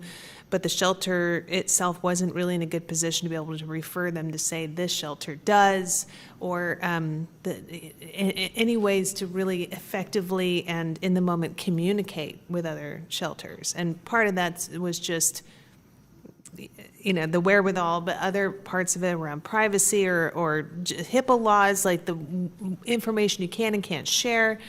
And that's something that I know has been on the minds of folks as we're thinking about how do we create something that's cross-city, cross-county, a true resource for folks that don't really have boundaries. Can you speak a little bit of that to that? And then I have one other question after it. No, thank you, Councilor Tim. That's a great question. I remember when the Beaverton shelter first opened, in a way it was really exciting, but it was also kind of lonely because we didn't have the other two shelters online yet. And we knew they were coming. And then a number of months later, Tigard came online, and then most recently, Hillsborough. And I know Kim Marshall's in the audience tonight, so congratulations to Hillsborough for having their shelter as well. So now all three are there, which is great. And the reason I'm telling you that is because now that all three shelters are online and that the county is implementing its local continuum of care of getting access centers online too, that inter-county collaboration and communication that you're referring to should get to the maximum level that we want it to be at. I think there's always going to be some struggles about internal communication due to some of the laws and just the way that the intake process works. Sometimes it can be kind of frustrating for providers, but we also know it's a good faith effort to have some sort of a system so that people can share data. And as we get all of our shelters and places online across the county, I think that's probably going to improve as well. And so, so more to come is the best way I could answer that question and say that we're continuing to do it. And I will also add that in the early days, while we were still building up to get to 60 people at the Beaverton shelter, there was sort of an awkward period of time there where we didn't have 60 people. And so then the question came up for Open Door, what happens if somebody comes to the shelter that didn't come to you through the normal intake process, through Community Connect? And they were doing a lottery, which raised some questions for us because we wanted to make sure that that lottery was done in a way that was not going to violate the Good Neighbor Agreement. But Open Door, being such a great organization that they are, they handled it really, really well. And so they wanted to get people inside if they could. And then while we were building up by getting people through Community Connect into the shelter, they were still opening up the lottery. Once we hit 60, those lotteries started to diminish because we were at capacity now. And so they didn't have that option anymore. And so they were communicating accordingly as they got there. So now that we're at 60, those lotteries are not like what they were in the first few months that we started. And let's remember, this is a presentation, not a work session. Yes, so. yes. One other question, and you brought it up, is around the grievances, and it's really reassuring to hear that we only had 2 so far. But that was also when we were looking at citing this, it was thinking through the potential impacts in the surrounding area, and this is a very bustling, very busy area of town. Can you just give a little bit of background on what the nature of them was? Were they positively resolved? I'm assuming it was business owners, but that's an assumption, but just a flyover on that? Yes. The specifics were, in the first one, there was some staff that, I can understand this, they wanted to have lunchtime outside and get away from the shelter for a minute. Unfortunately, they did it in an area that was inside the GNA boundary and a place that was not too appealing to one of our neighbors to the shelter. So that was called to the attention of the management. The management did the appropriate thing. They called an internal meeting and talked about that, and they said, let's try to find different ways that we can have lunch. And so that issue was resolved. And they also looped back to the neighbor, which Open Door has done a really good job of, to make sure that they're satisfied with the response that they're getting from Open Door managing the shelter. And that was the first one. The other one involved a participant and who was engaging in some nefarious activity near one of the neighbors. And 2 things happened. The neighbor reported it, but the participant also self-reported at the same time. And so that got back to the attention, and they had sort of a restorative justice conversation, but there were also implications handed down to that participant to make sure that he was following the rules. And again, management called together a staff with all the participants to talk about the do's and do nots of living under a new GNA. And then the positive to that one is that group, that business actually said, hey, we would like to work with you and offer some haircuts, because they were in the business of getting haircuts. So now they do that. So there's a really positive thing that came out of that. So 2 grievances in a year, that's a pretty good score. Councillor Husson. Yeah, thank you for the presentation. And I know we try to keep presentations brief, but we don't get time with you. So I'm really excited to ask you all the questions, but I'm going to keep it to 1. So everyone should know I have many, and I'm sticking with 1. Might add 2. I just want to understand, I know that we have the bike team and I know we have the homeless providers, right? And so can you tell me more about how they work together? And then if you're in your dream world, if you were to redesign that or design that, what does that look like? Yeah, fortunately, one of the best parts of my job, and I always tell Caitlin this, is that we have our monthly call by name meeting where we have our police present. That's Sergeant Nomeko right now is the sergeant of the bike team. We also have our library public services manager there, along with our outreach workers. And this is the reason we call it call by name, because it's a great time for us to talk about, hey, have you seen so-and-so lately that we all might know? And we're a little concerned, and they can share information and collaborate that way. So just by having that meeting once a month is huge, because we quickly found out that they're not able to all talk to each other as much as they would like. So I can't stress enough the importance of having that venue to be able to do that. But then in real time, there are situations where the Beaverton Police Bike Team might go on a call and they'll connect with our outreach workers from Greater Good Northwest and New Narrative, and sometimes going out and interfacing with 2 as a pair. That's golden, because they might already have a relationship that the other party does not have yet, and then they can work together in a very trauma-informed approach that doesn't feel like law enforcement, but is actually collaborative and is trying to do what everybody wants, is not to end up in jail, but to end up getting the services that individual needs. And so seeing that partnership in play is fantastic. One quick follow-up. Thank you. I am getting a lot of calls about families that are on their way to eviction because of the federal enforcement actions that are happening. If I were to direct them to resources, what's the best place to direct them to? I think that is going to be very situation dependent. So I can't just give you a single answer right now. I think we probably would need some more information to be able to help with that. And our program would certainly be able to help with that and try to find the right folks. I send them to you. Thank you. Councillor Teeter. Thanks, Chad. I've just got one question right now. I'm really glad that you noted it in a lot of the presentation, the funding sources. So supportive housing services funding only supports shelter operations, but these other pieces, like the bike team, street parking program, library outreach specialists, BPD, bike team, all of those are general fund, right? I need some help from Dan on some of that. Yeah, I think that they are all general fund. We do get an allocation of SHS dollars that funds positions that we're using right now for Chad's position and part of Caitlin's position. So there's staff resource that is SHS covered. Okay. And the Public Works cleanup crew, is that general fund as well? It is right now, yeah. We got, originally it started with a Metro grant, that was 1 year, and we saw a lot of good results, so we kept it going. Okay, thank you. No, that's really helpful. We were putting in a lot of skin in the game with this personally as a city with our general fund, which is really struggling. These services are highly needed.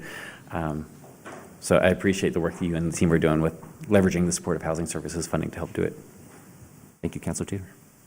I'll just say that we have, the reason I did, I think, 26 meetings on SHS last year was trying to get the rest, not just me, but other mayors, because there's this non-acknowledgement by SHS and Metro about how much cities do in this effort. And so we do have significant money from the general fund. We did get initial money for cleanup, but it really does, it's important to the community, and so we fund it, but it is a huge strain on our general fund. And I think the mayors of the region really understand that. And every time there's a discussion about reallocating SHS, and if you're the mayor of Portland right now, you strongly believe all the money should come to you because you have the biggest problem. But it would totally negate all of the work that we've been doing and the ongoing need we have to fund it. And it's not even that we're being completely funded. We're really not being funded at the degree we need to address this.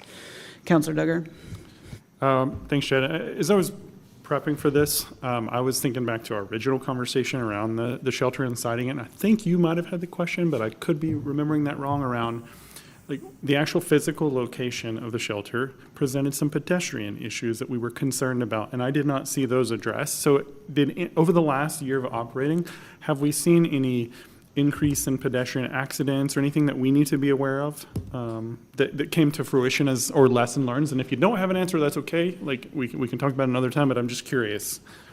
The best I can answer that, Councilor Duggar, is that nothing's come to me that involved participants that I can recall right now of any sort of pedestrian danger, accidents.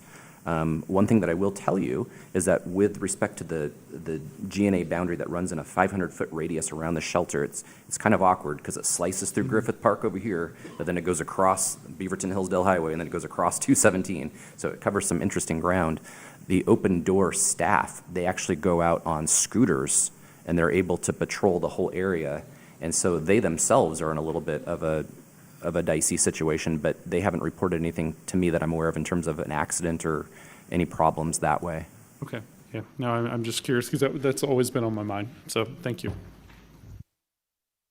Chad, thank you for presenting tonight and paring down from what I heard was 87 slides. You know, as the mayor, I'm really proud of the work that the city has done to address this humanitarian crisis that's on our streets. And I would say the majority of my 5.5 years as mayor, there's not a single day that goes by that I'm not talking about our houseless community, the impact to them and the impact to the community. And I think from my first day as mayor, is what I've always told staff is I want us to lead with dignity. And the people on the streets are somebody.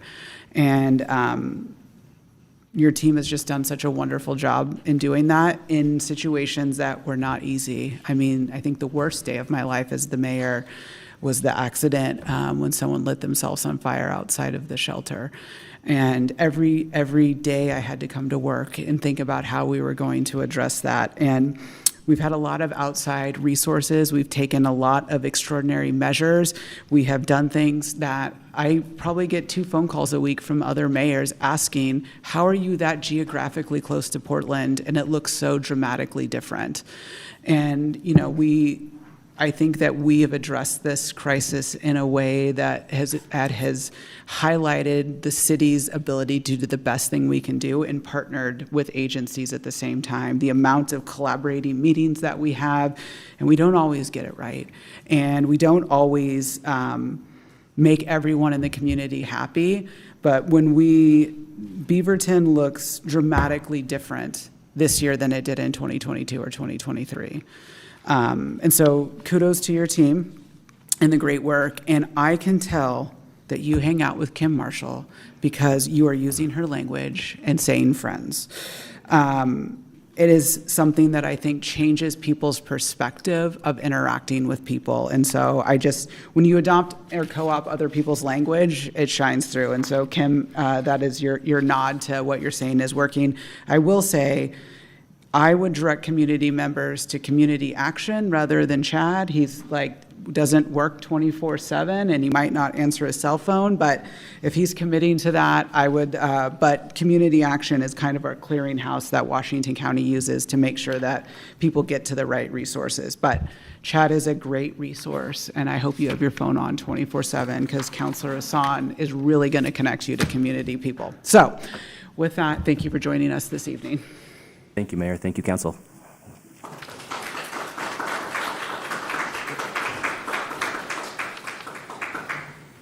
Okay, you're staying with us. Agenda Bill 25197, National Community Survey Findings. Yes, ma'am. I am standing with you. This is Dan Weinheimer, Assistant City Manager. And with me online is Jason Newmeyer, who is the Polco Director of Survey Research. He's going to be running the slides and doing most of the talking. Just want to give you a little bit of context. We did talk about this survey at our recent retreat. It's important, it was important, it is ongoing, it's important to the city to have statistically valid data that we can hear from our residents, engage them, and hear what they want, what they like, what they're interested in. And this is a tool that we found that is used by many cities in the country that can do that. We can use it to benchmark against ourselves year over year. We can use it to benchmark against those other cities. And it gives us just an insight into how residents perceive our services. So what you're going to hear tonight is the findings from our first survey. I'm sure we'll get better at it as we go, but this is a good baseline for us to move forward, and I'll just hand it off to Jason to take it over. Great. Well, thanks so much. Before I jump in, I just want to make sure you can see my slides appropriately there in the chambers. Okay, I'm seeing some head nods. Great. Well, I'm very happy to be here tonight to present a summary of the findings here from Beaverton's first National Community Survey. Before I begin, on behalf of myself, my Polco coworkers, I do want to extend a big thank you to Dan, who was our primary contact throughout the survey development and implementation process. He provided thoughtful and detailed feedback about the survey itself, about the report that's been shared with you all, and this presentation deck that we'll go through tonight. I would also like to acknowledge my colleague, Lily Vasquez, who was Beaverton's National Community Survey Project Manager for this year's effort and did a bulk of the important work for this project. So before we turn to these results, I do want to share a little bit about who Polco is. So Polco is an online community engagement polling platform, and we provide local governments with resident and employee feedback. Today, hundreds of organizations nationwide use Polco for strategic planning, for budgeting, and for empowering resident voices. Polco merged with the National Research Center back in 2019. NRC is best known for these national benchmarking surveys like the National Community Survey, the National Employee Survey, and the Community Assessment Survey for older adults, among a few others. Since 1994, NRC has worked with hundreds of jurisdictions nationwide to help build the largest national database of local public opinion in the U.S.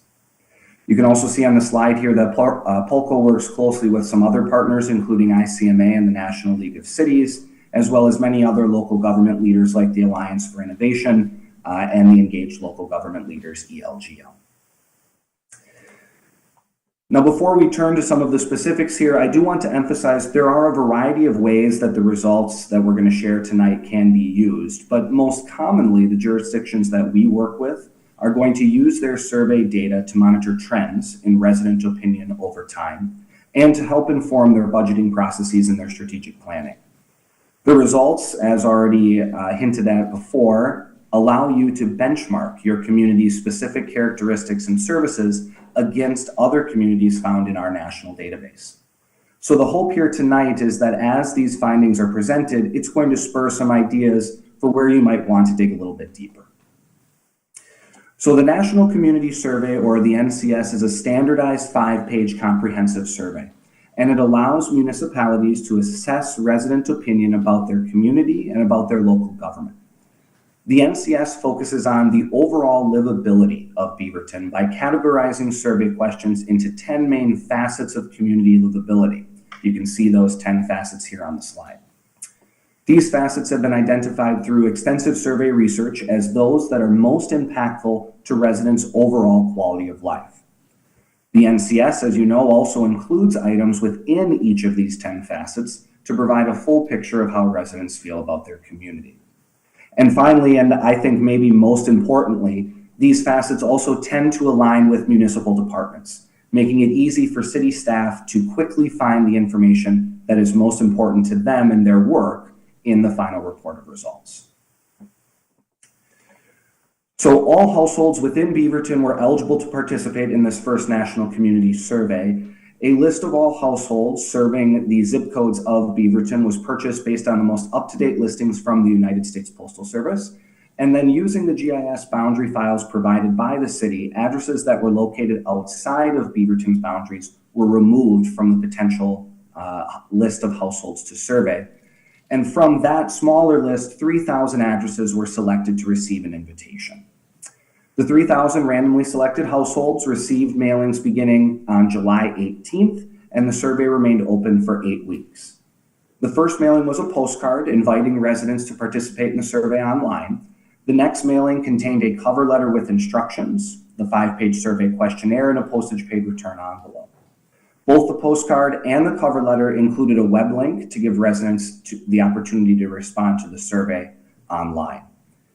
Now, to help bolster some participation, a second set of 3,000 randomly selected households was drawn from that same address list, and they received a postcard invitation once we were along into data collection. Responses from both samples were combined for our overall analysis. The survey was available in both English and Spanish, and all mailings contained paragraphs in both languages, instructing participants on how they could complete the survey in their preferred language. A total of 295 completed surveys were received from those efforts, providing a margin of error of plus or minus 5.7 percentage points. We then compared the demographic profile of survey respondents to that of all adults in Beaverton using the most recent census and American Community Survey data, and we weighted the final survey results. Now, in addition to this randomly selected probability sample of households, a link to an online community-wide open participation survey was also publicized by the city. That open participation survey became available to all city residents on August 8th, and that survey remained open for the final 5 weeks, and 287 responses were received from those efforts. Now, the presentation that we're going to work through here tonight, the report that's been shared, are based on the 295 responses from the random sample mail-based survey, but the responses to the open participation survey are provided separately in the online full report. Now, as I mentioned earlier, one of the major advantages to a local government in participating in our community surveys is this opportunity to compare ratings given by your residents to those from communities across the nation. Again, NRC was the first organization to conceive of this idea to create benchmarks for local public opinion, and this allows you to compare your ratings of services to ratings of similar services from other communities. As you can see, there are currently about 400 communities in our national database. All right, so with that, we'll turn to an overview of survey results before we hit on some key findings that our data science and survey research teams pulled out of Beaverton's report. So in the survey, we have 2 questions that ask directly about these 10 facets of community livability we identified earlier.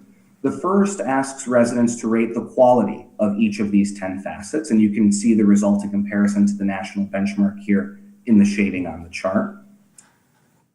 The second question then asks about those same 10 facets of livability, but this time it's centered on how important residents think it is for the community to focus on this facet in the coming 2 years. So we ask both about current quality and future importance of each of these 10 facets, and we use those answers to create the quality importance gap analysis that you're seeing here on the slide. We use this chart, which you can find in the full report as well, to help determine which areas are of relatively higher importance to residents and that are of higher importance and lower quality to residents, those with the largest gaps that you see on the slide. This chart, again, is just one of many ways to help interpret your data. It can be used, we use it to help identify key findings, but more importantly, it can help communities to determine which areas may need additional resource allocation or additional focus in the coming years, and which others are performing well by comparison. Now, on the NCS, there are 123 survey items for which residents provide evaluative ratings. Of those 123 items, 6 items here in Beaverton received ratings that were higher than our rolling national benchmark. 113 were similar to national averages, and 4 received lower ratings. Ratings are considered similar if they're within 10 points of the rolling national average, and higher or lower if they're more than 10 points different from that average. And as we turn to our key findings, these are going to be our areas of focus. We'll highlight some of those areas that were higher and lower as we move forward. So moving now here into those key findings, I do want to point out a few items that stood out to our survey research team. There is a lot of additional data in the full report that we won't cover here tonight, but the rest of this presentation is going to focus on a few areas we found to be most noteworthy before we turn to a few custom questions that were added to this effort in Beaverton. So key finding number 1, most Beaverton residents enjoy a high quality of life. About 8 in 10 residents rated Beaverton as a place to live and the overall quality of life in the city as excellent or good. In addition, roughly 8 in 10 residents said they plan to remain in the city for the next 5 years, while around 9 in 10 would recommend living in Beaverton if someone asked. All of the ratings that you see here on the slide are similar to national benchmarks. And then finally, around 7 in 10 community members also positively rated the overall image or reputation of the city and Beaverton as a place to raise children. Our second key takeaway, Beaverton residents reported a strong sense of safety. Nearly all residents viewed their neighborhood as a very or somewhat safe place during the day. 96% gave that rating. Roughly 9 in 10 also felt safe in the downtown or commercial areas, while around 8 in 10 expressed feeling safe from violent crime. And you can see here just over 3/4 of residents felt safe from fire, flood, or other natural disasters and from property crime. Once again, you can see the shading on the chart here. Each of these items scored in line with our national comparisons that we see around the U.S. Now, in addition to feelings of safety, the NCS actually also includes a battery of questions on safety services in the city. So about 9 in 10 residents provided excellent or good marks to the fire services provided in Beaverton. About 7 in 10 residents positively rated ambulance or emergency medical services, animal control, and crime prevention, while around 2/3 gave excellent or good marks to police services in the community. Our third key takeaway, while Beaverton's business and service environment is rated strongly, some perceptions of employment opportunities and cost of living received less favorable marks. So as we saw earlier in our gap analysis, the local economy was given the highest importance rating of all of the 10 facets of community livability, with 88% of residents saying it should be an essential or very important focus area in the coming 2 years. About 7 in 10 residents expressed satisfaction with the current variety of business and service establishments, which you can see was higher than the national benchmarks, and the overall quality of business and service establishments. Around 2/3 of residents positively rated shopping opportunities, another result that was higher than the national benchmark, while about 6 in 10 felt satisfied with Beaverton as a place to work and the overall economic health of the city. Economic development was rated positively by around half of all community members, while employment opportunities and cost of living received excellent or good marks from only 1/3 and 1/4 of respondents, respectively. Our fourth key takeaway here then, residents praise the parks and natural environment in Beaverton.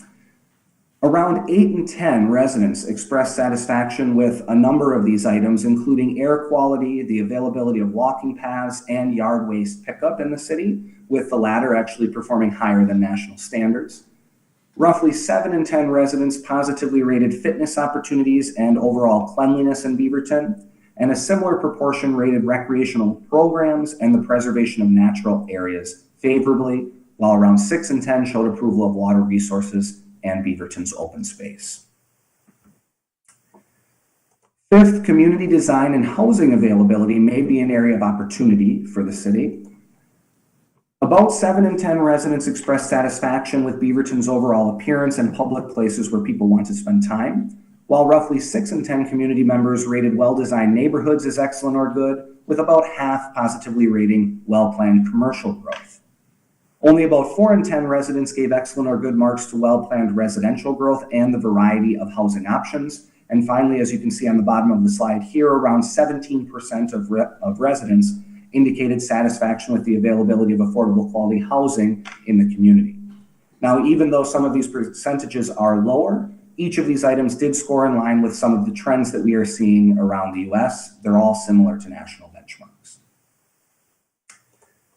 And then finally, most items related to mobility scored in line with national benchmark comparisons. So around 2/3 of residents expressed satisfaction with the ease of travel by car in the city, while about half positively rated the ease of walking. You can see a similar proportion favorably viewed the ease of public parking in the community, while around 4 in 10 showed approval of the ease of travel by public transportation, ease of travel by bicycle, and traffic flow on major streets. Now, similar to how we have a separate section, a battery of questions for safety services, we have a separate mobility battery of questions here for services in the city. About 7 in 10 residents expressed satisfaction with street cleaning services. And you can see here around 2/3 gave excellent or good marks to street lighting throughout the city. More than half of respondents, 57%, viewed favorably bus or transit services. This was a higher mark than our national benchmark, while around half of residents expressed approval for traffic enforcement and overall street repair throughout Beaverton.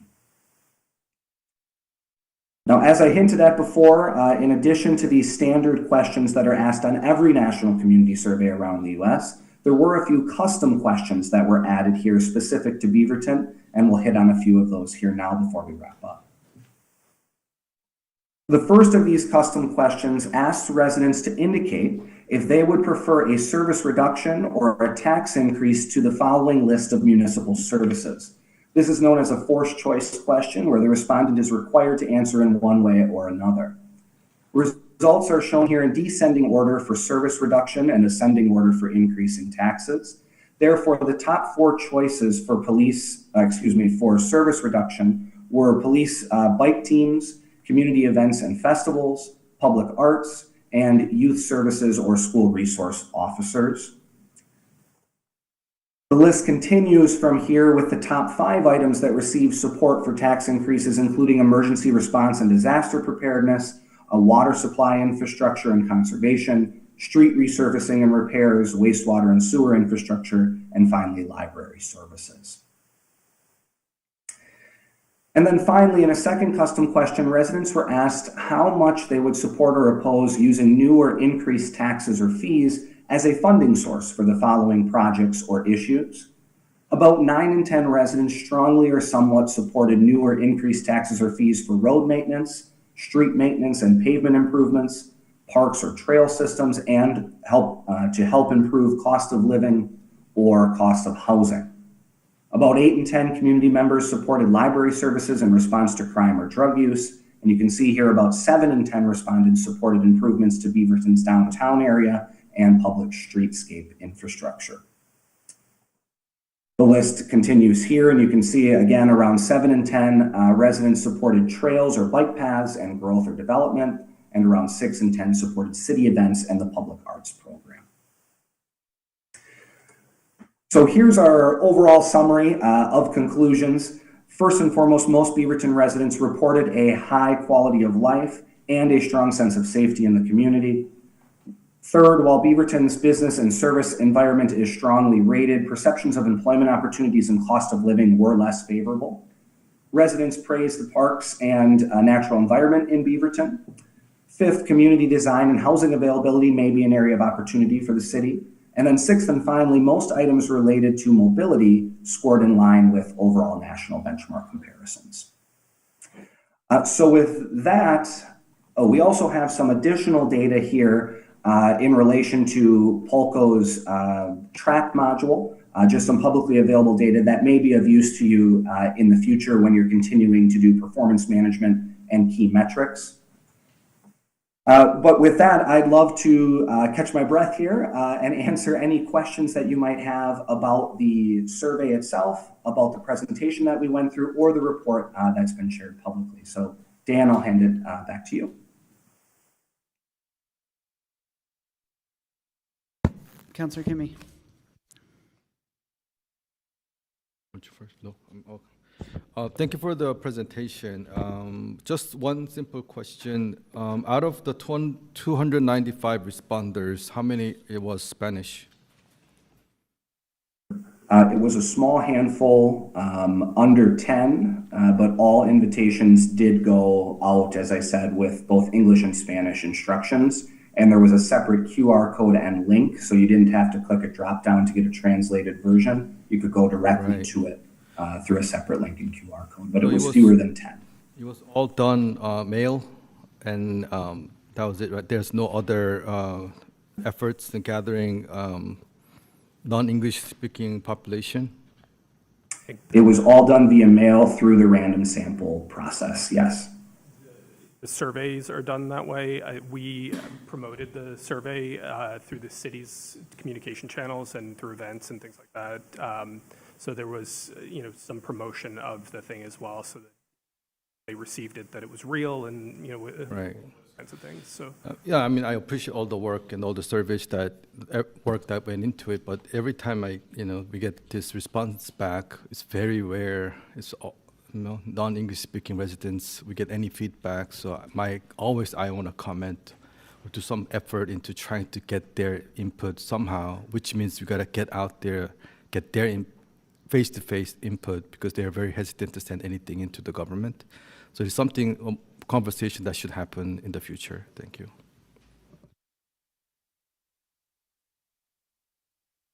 Councillor Duggar. Oh, Councillor Husson.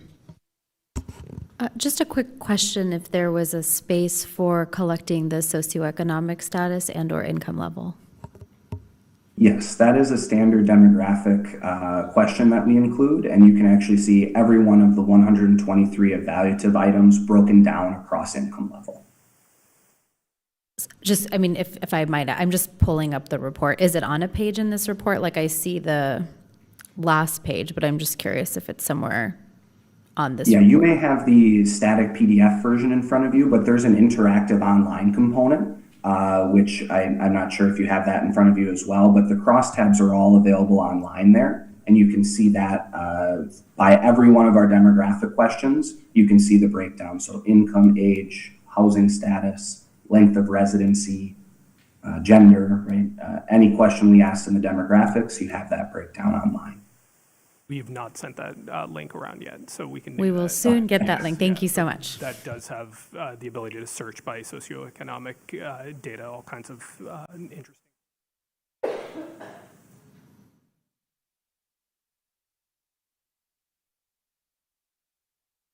Are you done, Councillor Husson? Oh, yes. Okay. Okay, thank you. We had a pretty robust conversation about this at our council retreat, and so this wasn't the first time we saw it or heard about it. It was nice to get the scientific-y piece on the back end and the understanding, so thank you for joining us today. Great, thank you so much. If any other questions come up, we're always happy to help. Thank you. Okay, we're going to skip over the city manager's report tonight since it's available and we have a lot going on. So with that, Council President, consent, please. Move to approve the consent agenda. Second. It's been moved by Council President and seconded by Councillor Husson. Do we have any discussion? Councillor Teeter. Yeah, real quick on the council appointments agenda item. I found out last Thursday that I've been appointed to the League of Oregon Cities Transportation Committee. We don't know when that will be meeting yet, and we won't know for a few weeks. So just sharing this with you all. So in case it happens to conflict with one of the appointments that I've got on the list right now, I might need some flexibility with you all to shift some things around. I'm very excited about it, and I want to be able to help Beaverton out on that side of things. So I'll keep you all updated, and hopefully everything will just work out super smoothly. We'll work through it if it happens, but they should prioritize one of their largest city members in the calendaring of that meeting. So let me know if we could help. Jocelyn, are you out there? All right. Congratulations on that appointment as well. It's going to be an important appointment moving into this session where we're going to be talking about gas tax and everything else. So thank you for serving on that committee. With that, will the recorder call the roll? Counselor Duggar? Yes. Counselor Hartmeyer Prigg? Yes. Counselor Hassan? Yes. Counselor Kinney? Yes. Counselor Teeter? Yes. Counselor Tivnon? Yes. Mayor Beatty? Yes. 7 yes, 0 no. All right, let's take a 5-minute break before we jump into the public hearing and work sessions.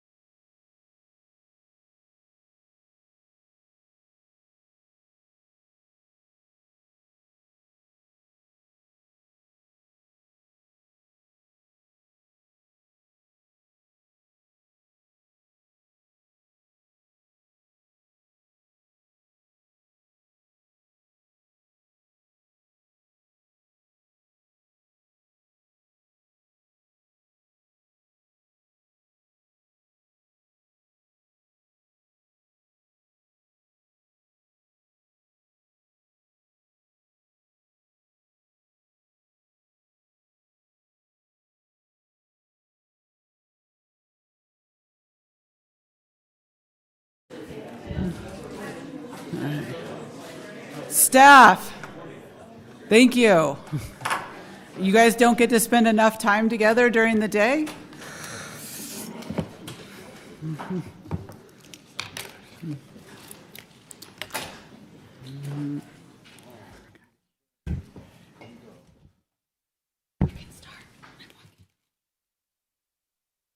All right.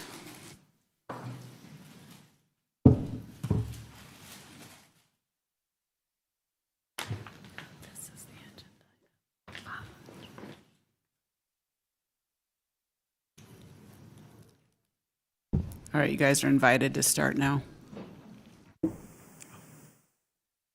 Okay.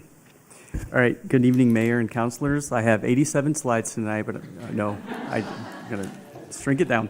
My name is Andy Varner. I'm the Community Development Department Director. Community Development Department, you'll hear referred to as CDD throughout for those in the audience.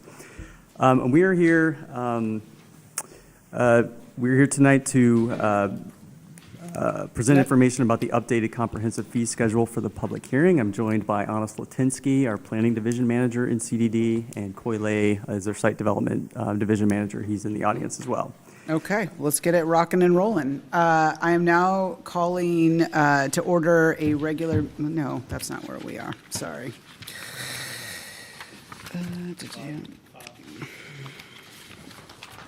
right. The next item on the agenda is a public hearing on Resolution 4936, a resolution adopting a comprehensive fee schedule for City of Beaverton and repealing Resolution 4910. This fee schedule will have a financial impact on Beaverton residents, businesses, and others who pay fees in Beaverton.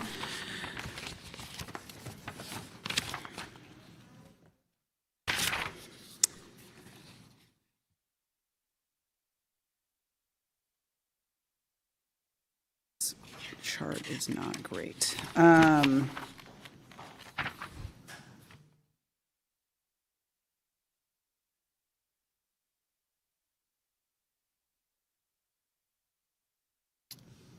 How did you want this? You want me to, like this, the way that the script is written, it doesn't give me the opportunity to open it this way. Do you want me to read this conflict of interest disclosure? Isn't that usually the attorney's role?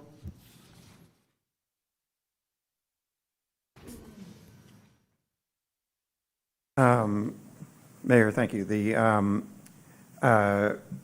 concept was that because of there's potential conflicts that all of you may have as Beaverton residents, and there's actual conflicts that a number of you may have. And the idea was to announce those first and to get it out of the way before the staff presentation, because it may inform, for example, the questions that are asked. So the suggestion was, Mayor, that you would do that, then ask any of your colleagues. Because I have a potential conflict of interest, even though I don't have a Beaverton business license. Yeah, that there are potential and there are actual conflicts with people who actually have licenses that are at issue today. And then potential conflicts are, you may in the future apply for one of these things that have fees attached to them. Okay.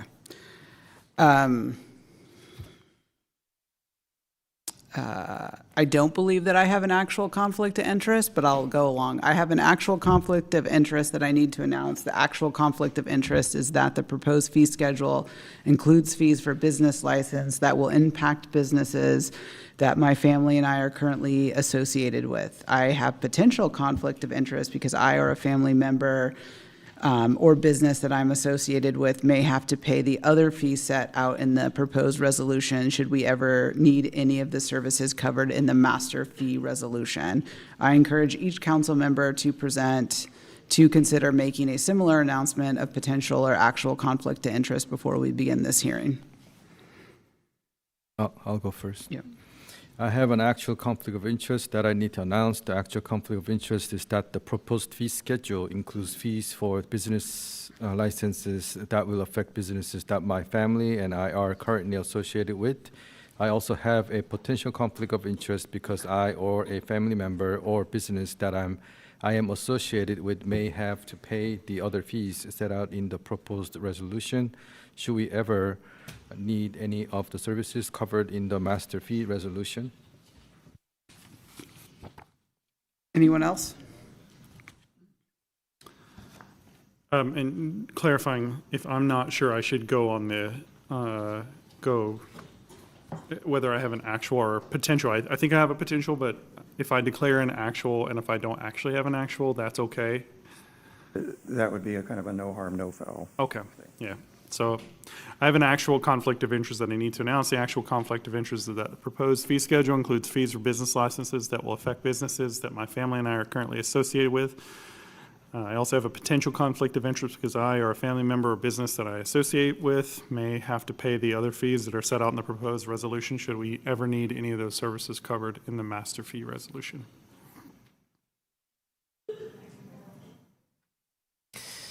I have an actual conflict of interest that I need to announce. The actual conflict of interest is that the proposed fee schedule includes fees for business licenses that will affect businesses that my family and I are currently associated with. I also have a potential conflict of interest because I or family member or business that I am associated with may have to pay the other fees set out in the proposed resolution should we ever need any of the services covered in the master fee resolution.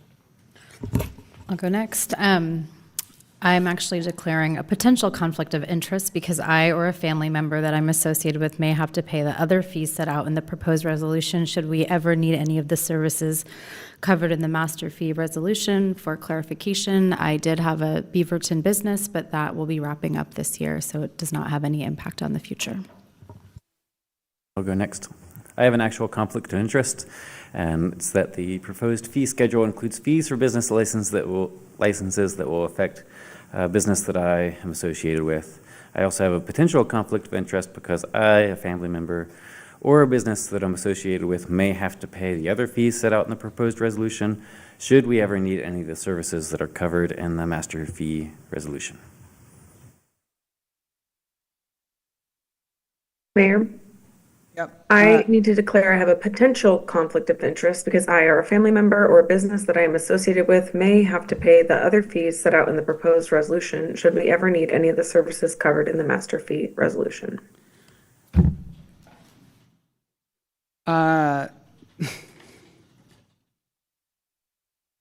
Let's take a short recess so I can consult with legal counsel. 5 minutes.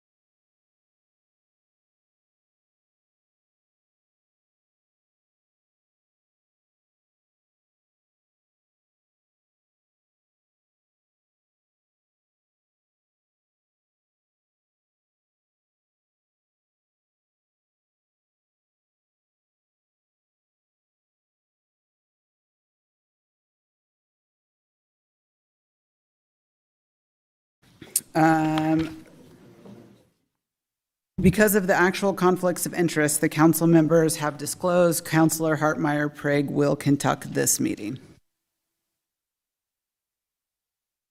Thank you, Mayor. To allow council members who have declared an actual conflict of interest to participate as much as possible in deciding whether the city should adopt the new fee resolution, we will separate our consideration of the proposed fee resolution into two parts. When it comes to voting on whether to adopt the proposed resolution, we will first consider all fees listed on the proposed fee schedule except for business license fees. Then, after the first vote is resolved, we will separately consider whether to adopt the business license fee portion of the proposed resolution. This process allows council members who have declared an actual conflict of interest on account of the business license fee to participate as much as possible in deciding whether the city should adopt the new fee resolution, except for the business license fee portion. As a reminder, those council members who have declared an actual conflict of interest on account of the business license fee must refrain from participating in any official action on matters relating to business license fees. Therefore, council members who have declared an actual conflict of interest because of business license fees may not ask questions or participate in discussions about those fees. With that understanding, let's proceed with the staff presentation.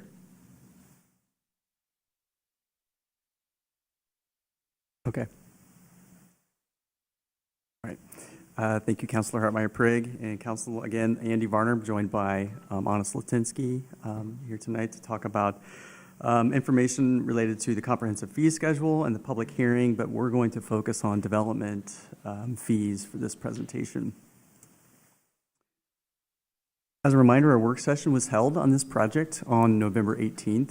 After the work session, staff finalized fee changes in response to council feedback. The full changes have been included as attachments to the agenda bill, so we will summarize the proposed changes in this presentation. After the citywide fee schedule was adopted earlier this year in April, CDD conducted a closer study of development application fees and open-air Beaverton fees.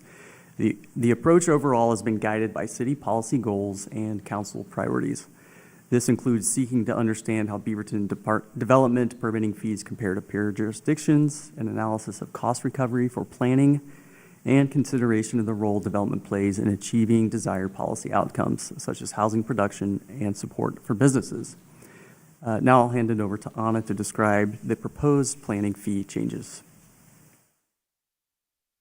Thanks, Andy. Following council guidance to target an average cost recovery of 75%, the proposed planning fee changes are estimated to increase cost recovery from the existing 35% to 75%. The changes proposed are not flat across the board increases. Instead, they are tailored as well as possible to reflect the cost for specific applications and use proportional approaches when it's possible to do so to reflect the variation in review time for different projects that need the same applications. In addition, selected applications are proposed to be deeply or fully subsidized to reflect policy priorities. The proposed changes keep Beaverton in range with other jurisdictions, as illustrated on the following slides. So this first slide here shows just planning fees, and this was the benchmark fee study that we discussed on November 18th. Existing Beaverton planning fees that are all the way over on the left are really neither the highest nor the lowest, but we do have, even with the proposed increases, although they are significant, we are still generally in that same range, with other jurisdictions showing that these benchmark projects would still be charged higher fees in these other places. Looking at the overall cost of development permitting, so this includes not only planning, but also and building permit fees. Again, you can see that the existing city fees all the way to the left are lower in this comparison. The increases to the planning fees that are proposed would increase that slightly, but we're still basically in the same range compared to these other jurisdictions. And again, this is representing an increase in cost recovery for planning specifically, guided by council's target of really aiming for that 75% and also staying within range of those other jurisdictions. Over to Andy for Open Air Beaverton. Okay, So that covers the planning fees. Again, a lot of reference to the agenda bill and from the November work session. So here I'll briefly discuss the process and policy approach to updating our open air Beaverton fees. As a reminder, the open air Beaverton program was introduced during the pandemic to allow businesses to safely offer outdoor options, particularly in the dining sector. The program's regulations have not changed since 2021, and we plan to make recommendations for updating the code next year for the program. The OAB, Open Air Beaverton fees, were not adjusted until earlier this year when we implemented our master fee schedule. We received feedback from both the council and participating businesses of the program indicating that improvements to these fees were necessary. So the proposed OAB fee options from the work session were based on, again, a regional fee benchmark similar to planning and a cost impact analysis for staff and right-of-way usage. The new options aim to promote fairness, transparency, and efficiency for both our participants and staff. They also reflect council priorities such as supporting our downtown businesses and aim for better alignment with actual right-of-way usage and staff services. So you won't see any comparison charts tonight like we had in November, as those were covered in the previous sessions and previous agenda bills. But this chart will look different from the work session based on council's feedback from that meeting in November. And within staff, we had some internal discussions and determined that we can remove the sidewalk cafe fees from this schedule, and you'll see that in the chart.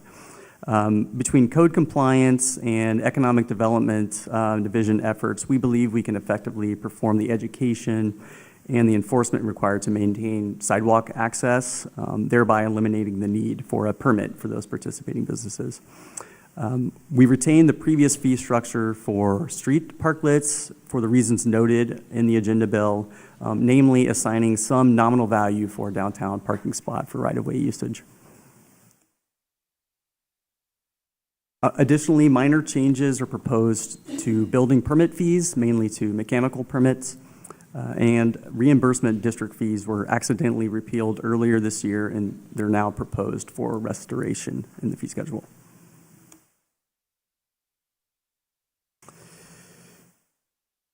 The comprehensive fee schedule has been adopted to increase with inflation annually, as detailed in the resolution. The fees that you vote on tonight would be increased to reflect the consumer price index when that index is published in January. And the new fees will then take effect on February 1st of next year. And so you see the staff recommendation for both open air Beaverton and our development permitting fees overall. And we'd be happy to take any questions from the council. Thank you, Anna and Andy. Are there any questions for staff? Councilor Teeter. Yes, thank you. I have two questions. One is about the open air Beaverton annual permit fees. Can we pull up the slide with that chart again, a few slides back?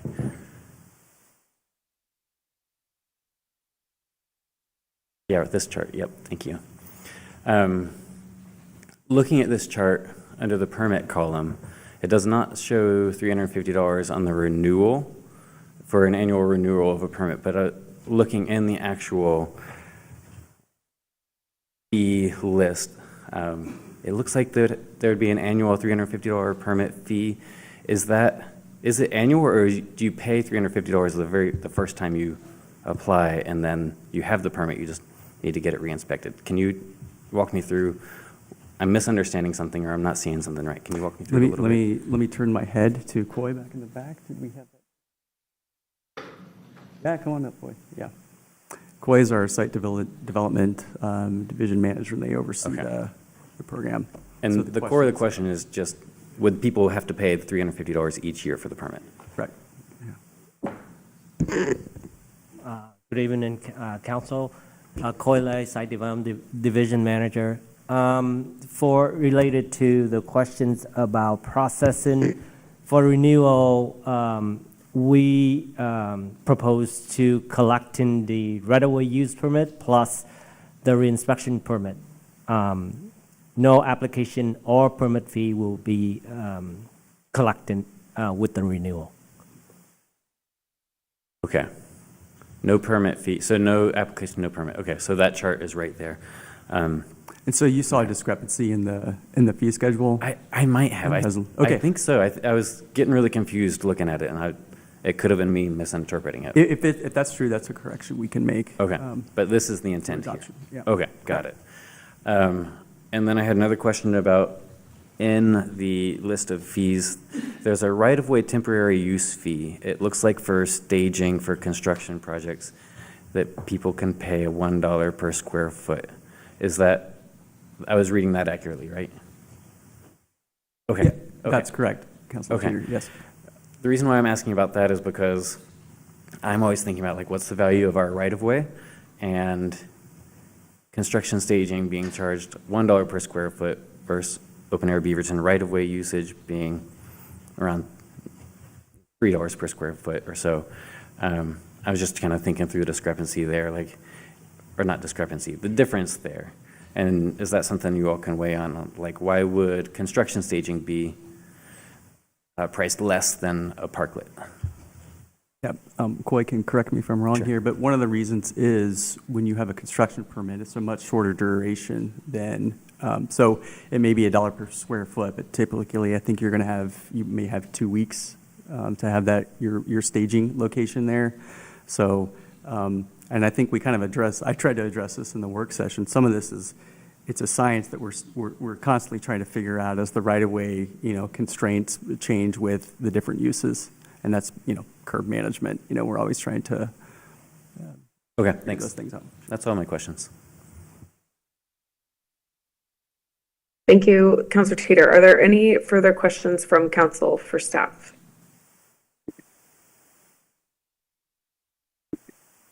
Okay, seeing none. City Recorder, is there anyone here to speak on the proposed resolution? Yes, we have David Anderson had signed up to speak. Okay, and is David in the room or online with us tonight? He's in the room. He's headed up to the testimony table. All right, thank you.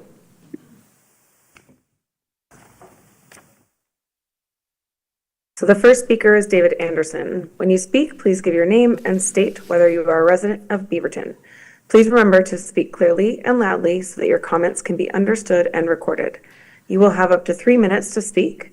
When you finish speaking, council members may ask questions related to your comments. So David, the floor is yours. Thank you very much. My name is David Anderson. I'm a business owner in Old Town Beaverton. My wife and I co-own Syndicate Wine Bar. I am concerned for my district. It does not get the foot traffic it used to get. It doesn't get the business it needs to survive, let alone thrive. There are many thoughts as to why. I'm not here to discuss those thoughts tonight.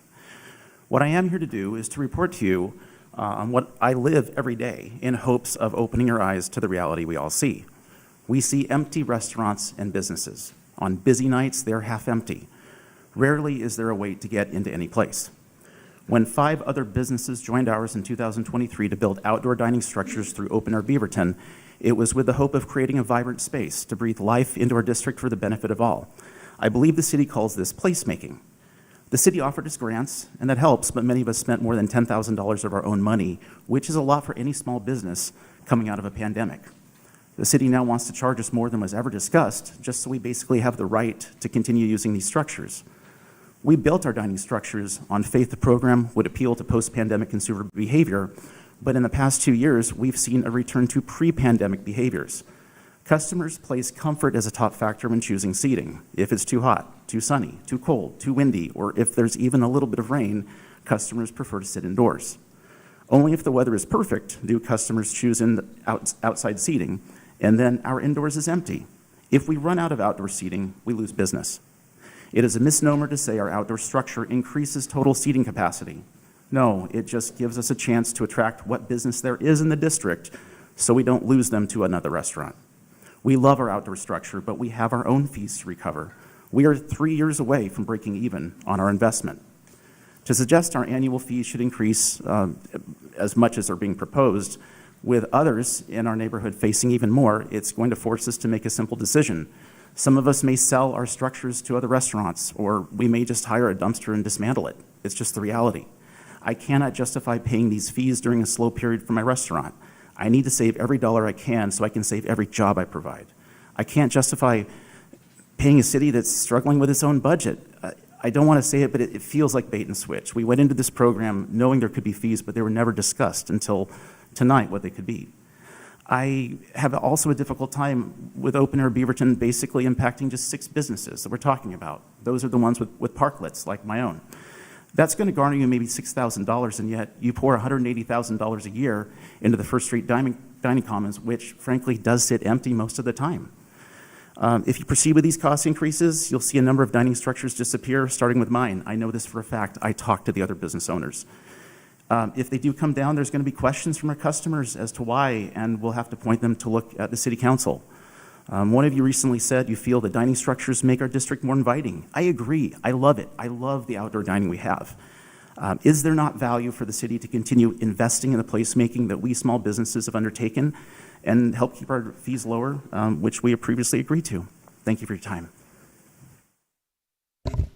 Thank you, David. David, if you would wait just a moment, because I need to ask the council if they have any questions for you. And it looks like Councilor Duggar does have a question for you. Cool. Thanks for being here. Can you tell me about how many months of the year you have actual business that sits, like how many months are you generating revenue for your outdoor structure? Right now, it's locked up. Yeah, I know. It's no one wants it. No, it's a Goldilocks situation. It has to be the perfect weather. So I might have a few people starting in February. It gets peak use in the spring. It actually goes down in the summer because it's too warm. I can't change their behaviors. As we get into fall, like September, October, there's a lot of use. I would say 4, if maybe 5 months total out of the year when it's really used. And I think I heard this, but your capital cost out of your pocket, not counting grants, were more than $10,000. That is correct. To maintain it, if it gets defaced, we have to repaint it. Yeah. But it was $10,000 of our own personal money. I mean, the city was gracious. Thank you for the grant. It helped. But there are other restaurants in our district that paid far more than that. So, thank you. You're very welcome. Yeah. Thank you. And Councilor Hudson. Yeah, thank you for coming here and taking the time. I hear your testimony, and I'm trying to think of like what is the ask in your testimony? Because I'm pulling up the thing. It says the current fee was $22.95. They're proposing $350. I see some of the other fees. I'd be curious, like what is something that feels like a win to you, but also allows us to recover costs look like?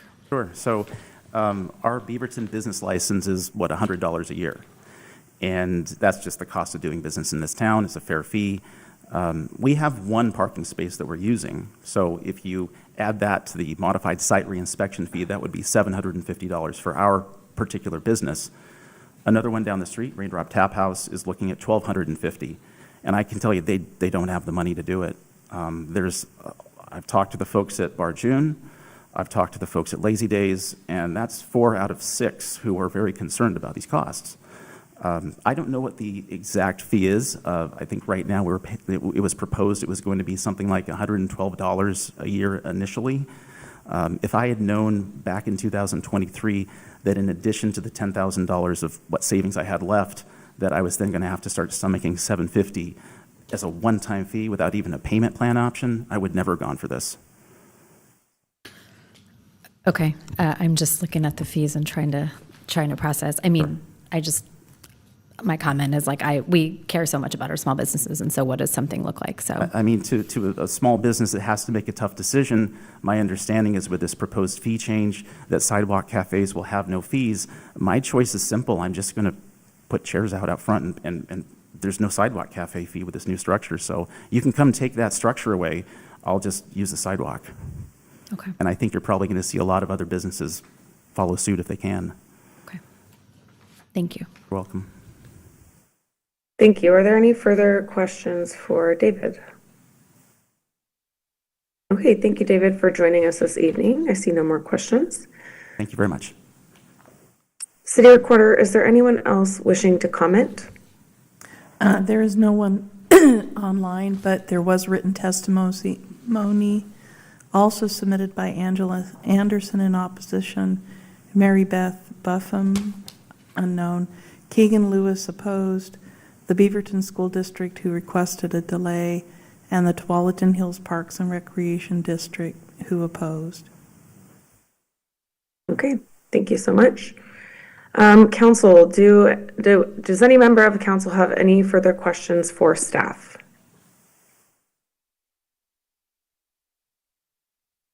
Okay, the public hearing is now closed. We will first consider all fees listed on the proposed fee schedule except for the business license fees. The council may either adopt the proposed resolution or take other action, but if other action is proposed, the motion must include specific direction as to what that other action is. Is there a motion regarding the resolution?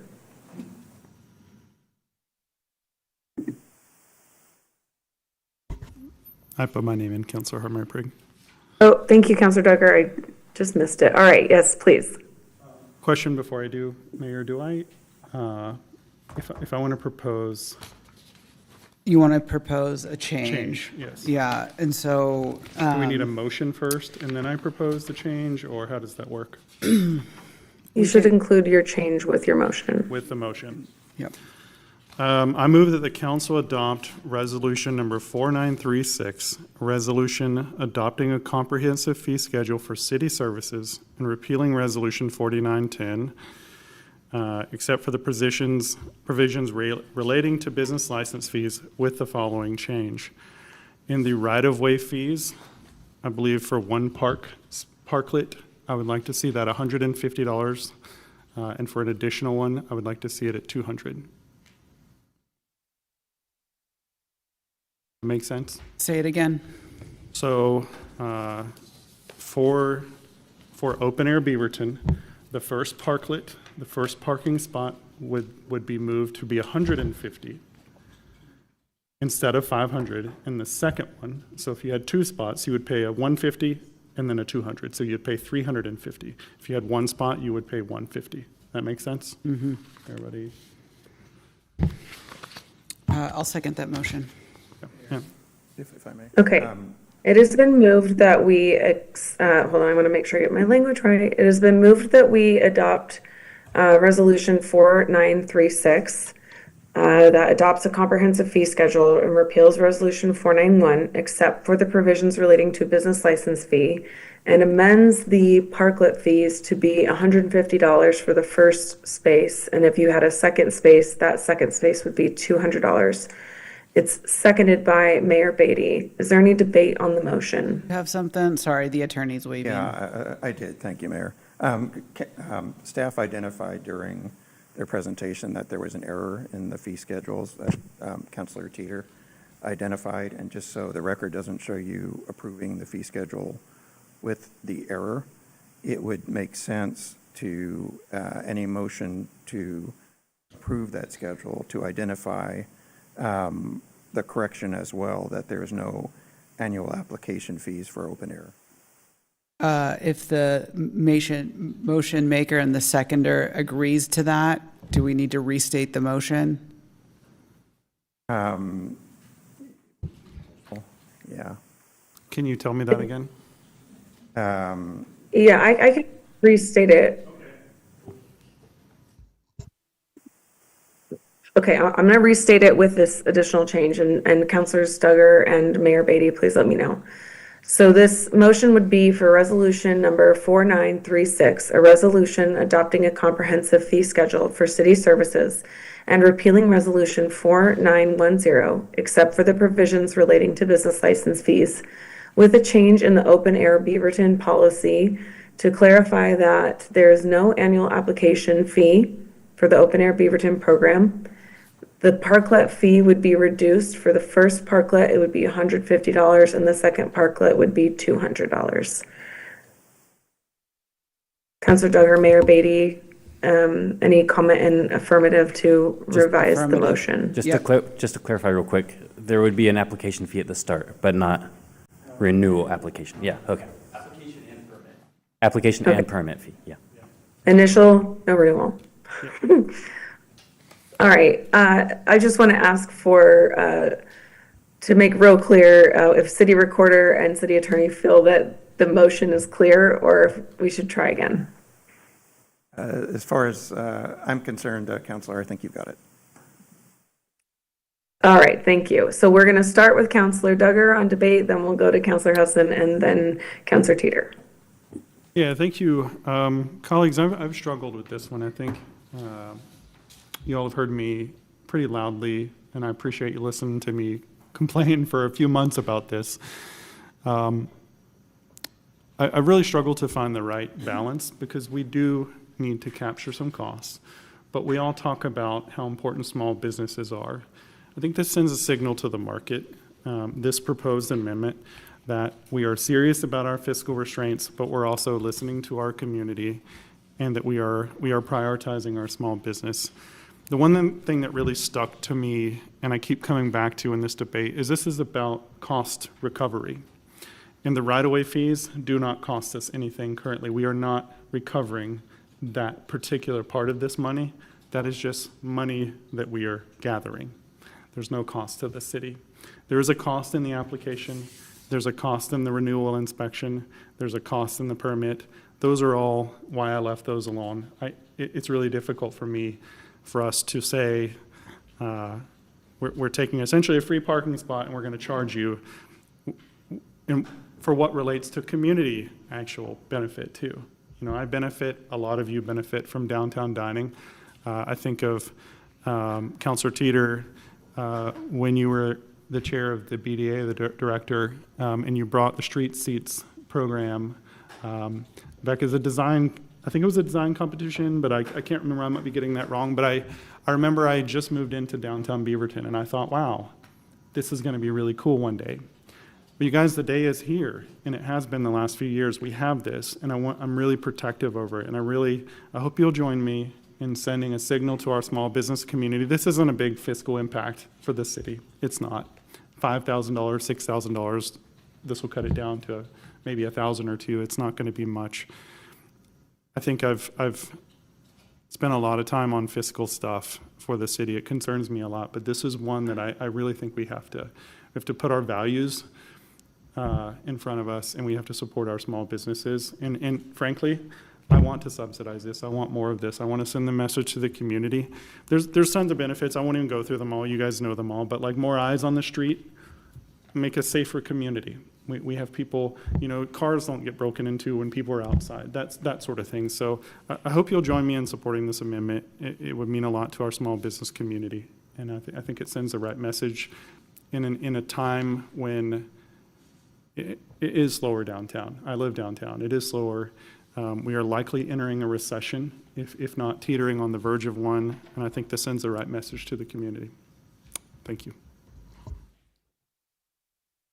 Thank you. Councillor Hudson. Before I respond, Sue, you mentioned that there was testimony from the Parks Rec. Could you just to be clear, I have a school district letter, a letter from someone that's not on the list. I don't see Mary Beth, and I'm just trying to make sure I have. So that one came at 5:20, and I was already downstairs, so I did forward it to you electronically. So you do have it. My apologies. At a certain point, we have to draw the line, and I have to come downstairs to prep for the meeting. No, and no worries. I think just to hear that the school district and PRD are having some feelings right now. For me, I'm open to supporting the way you're moving. I'm trying to wrap my head around two of our partners' concerns and trying to make sure I'm caught up on that. So I'm just going to take a minute and read the one that came in. It did come in at 5 today. So I guess I'm feeling a little like, ooh, like, did I read everything before this moment to be able to make this kind of a decision? Not to say that I don't want to make this kind of decision. I just trying to gather everything in front of us. Thank you. Councillor Teeter. Thanks. I've got a few comments. One, thank you, Councillor Duggar, for making this motion. I don't know if I wasn't fully ready for the other option of just straight up approving it. And I like this a lot better. I do think this is something that I want to subsidize. I know that's a little different. Well, I've shared kind of a balance that I've been trying to strike over the past several months with this too. I think I've really leaned into the placemaking aspect of this over the past couple months too. And Councilor Duggar mentioned the first street seat that was put out in front of Milk and Tea in 2019. I can't take full credit for that because the city actually did have, I think it was usually about $25,000 each year that it could use for placemaking in downtown Beaverton. And that was used to help build that first street seat, put it in front of Milk and Tea, and it came at a perfect time because we did not know that the pandemic would be coming a year after that. So maybe it's a little ironic that we can still lean into placemaking even though we are not funding it directly anymore. So I would support these because I don't want to see them go away, and I do think that there is a very real possibility of that. I want to see more of them. So I would support this motion. I think I hesitate to say this, but I will say it. I'm a little frustrated that some of the testimony from our district partners came in so late. This is not the first time that it's happened, and if they have issues that are this important, then they can share them earlier on in the process. We give adequate notice for these sorts of conversations, and we have these sorts of conversations quite often. If THPRD is also worried about development costs, they have the opportunity to cover those through their own SDCs, but we don't have that same sort of financial flexibility with the city with the condition we're in right now. So I would be willing to vote and approve this motion as it is right now. Thank you, Mayor Beatty. I am going to support John's motion. I think when I looked at the fees and when I talked to him about it earlier, I understand there's sometimes a difference between one spot and two spots, and we're trying to balance recovering fees and the use of public space. I think it's a fair amount. I wish that there was a way for us to work with the state fire marshal to be able to move them in and out in a more flexible manner so they didn't have to sit locked up in the road when they're not being used, because that doesn't help anyone in this scenario. That's not a rule of the city. That's a state fire marshal rule when it comes into it being functional. And so I think that's something a future legislative ask that we can do to tweak the law so that it can be used during high season and then maybe removed differently. And so I think this is still a massive reduction to the first fee that we heard. And we definitely heard from the businesses that it's impacting. I think this is a meaningful step towards accomplishing that. I think in a future iteration, because that's what we're always doing, we should take in the width of the sidewalk. If you have a business that's outside of a 12-foot sidewalk and you could put tables outside, that's really different than our narrow sidewalks in downtown Beaverton where they don't quite have the same accessible access to do it. And so I think I'm comfortable going forward today, but I think this is a continuing iteration for us. If we continue to go down this path, I think there's room for us to look at ways differently.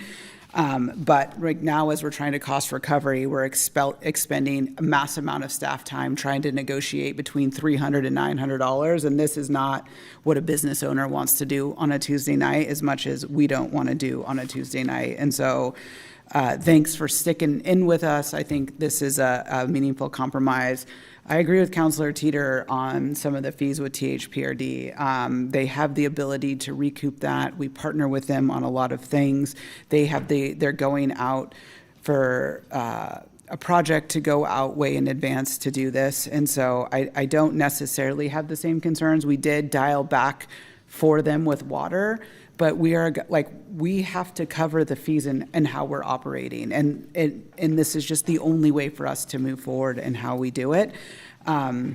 They have a lot of parks, and I understand. And I think the way that they're going to have to make it work and come and work with us. So I have less concerns. I understand. I do appreciate that their letter was a lot more detailed. We're not sure how it's quite going to impact the school district, but we're only, as THPRD pointed out in a meeting a couple weeks ago, only 35% of the parks are in the city of Beaverton. So I don't think it's going to have a massive impact the way that we should just move everything in the city and do it. And I would say the school district is really similar. A lot of the schools are outside the city boundary. So I would have been helpful to see a little bit more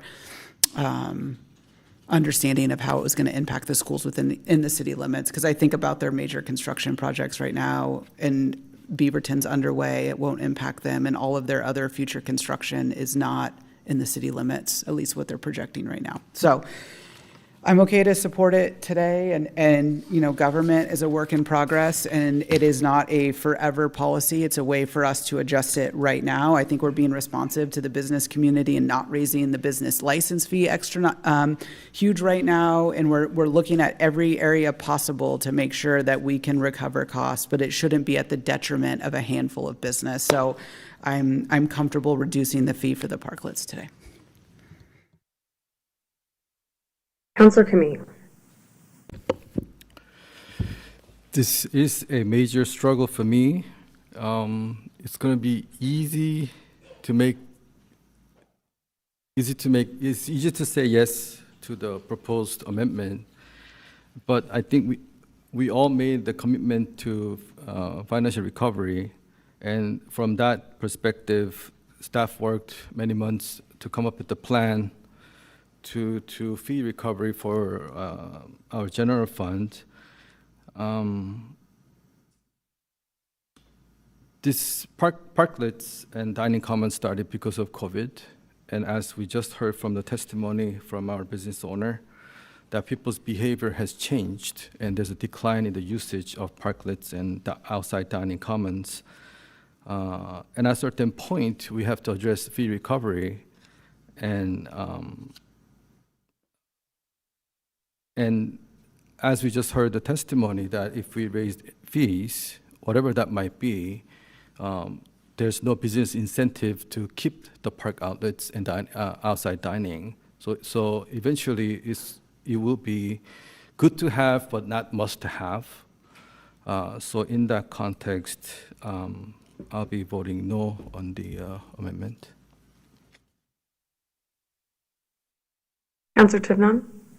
Thank you. I'm going to be supporting the amendment as Councillor Duggar outlined it, and appreciate the way in which you framed it. I also concur with the mayor that we're kind of turning over every single rock right now, looking for ways to recover costs for the city. I think that demonstrates to our residents that we're taking this as seriously as we can, but also we have to build in the flexibility, especially in this room. And when people come into it telling us things that they're experiencing, that we factor that in to our decision making. And the in-person testimony just holds a little bit more weight for me than a written letter, especially when it comes in very last minute. But I do appreciate that the decisions that we make do have an impact on our jurisdictional partners and those that have overlapping services within our city. But yeah, thank you for taking the time to come in and for the written testimony as well. And hearing that like a bird's eye view of what's going on in Restaurant Row is always very helpful.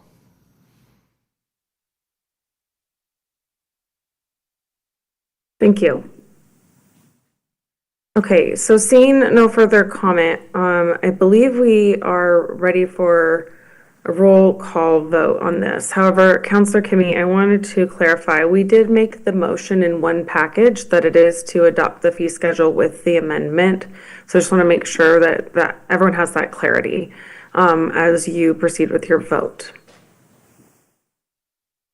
Okay, so with that clarification, City Recorder, would you please call the roll? Councillor Duggar? Yes. Councillor Hartmeyer-Prigg? Yes. Councillor Hassan? Yes. Councillor Kami? No. Councillor Teeter? Yes. Councillor Tivnan? Yes. Mayor Beatty? Yes. Motion carries 6 yes, 1 no. Okay, thank you. Our next is the business license portion of the resolution.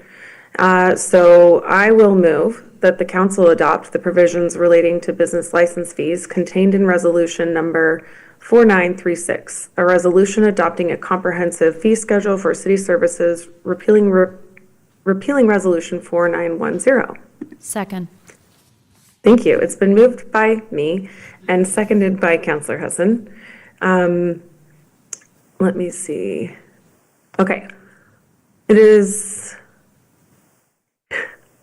our city charter and council rules provide that ordinances and resolutions are to be decided by a majority of the council members present and voting on a matter. This means my vote and Counselor Husson's vote are enough to decide whether to approve or disapprove the motion, and the rest of you may abstain from voting due to your declared actual conflict. City Recorder, will you please take the vote by roll call? Counselor Duggar,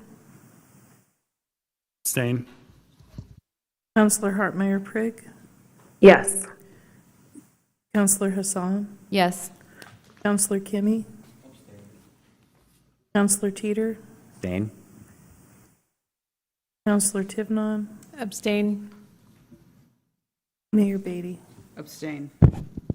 2 yes, 5 abstain. All right. Well, thank you, Councillor Hartmeyer Prigg, for facilitating from offsite. I would just also like to point out for the record, if you're angry about the fees, there's only 2 city councilors that voted for them tonight, and that is Councillor Hartmeyer Prigg and Councillor Husson. So that is a great place to direct your public comments.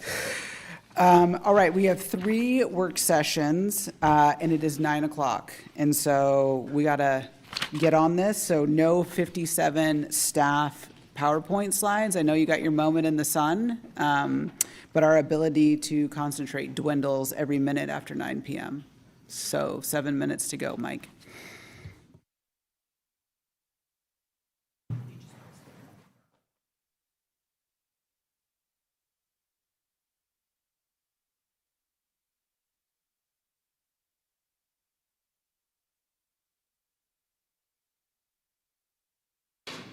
Just testing that we're on. Great.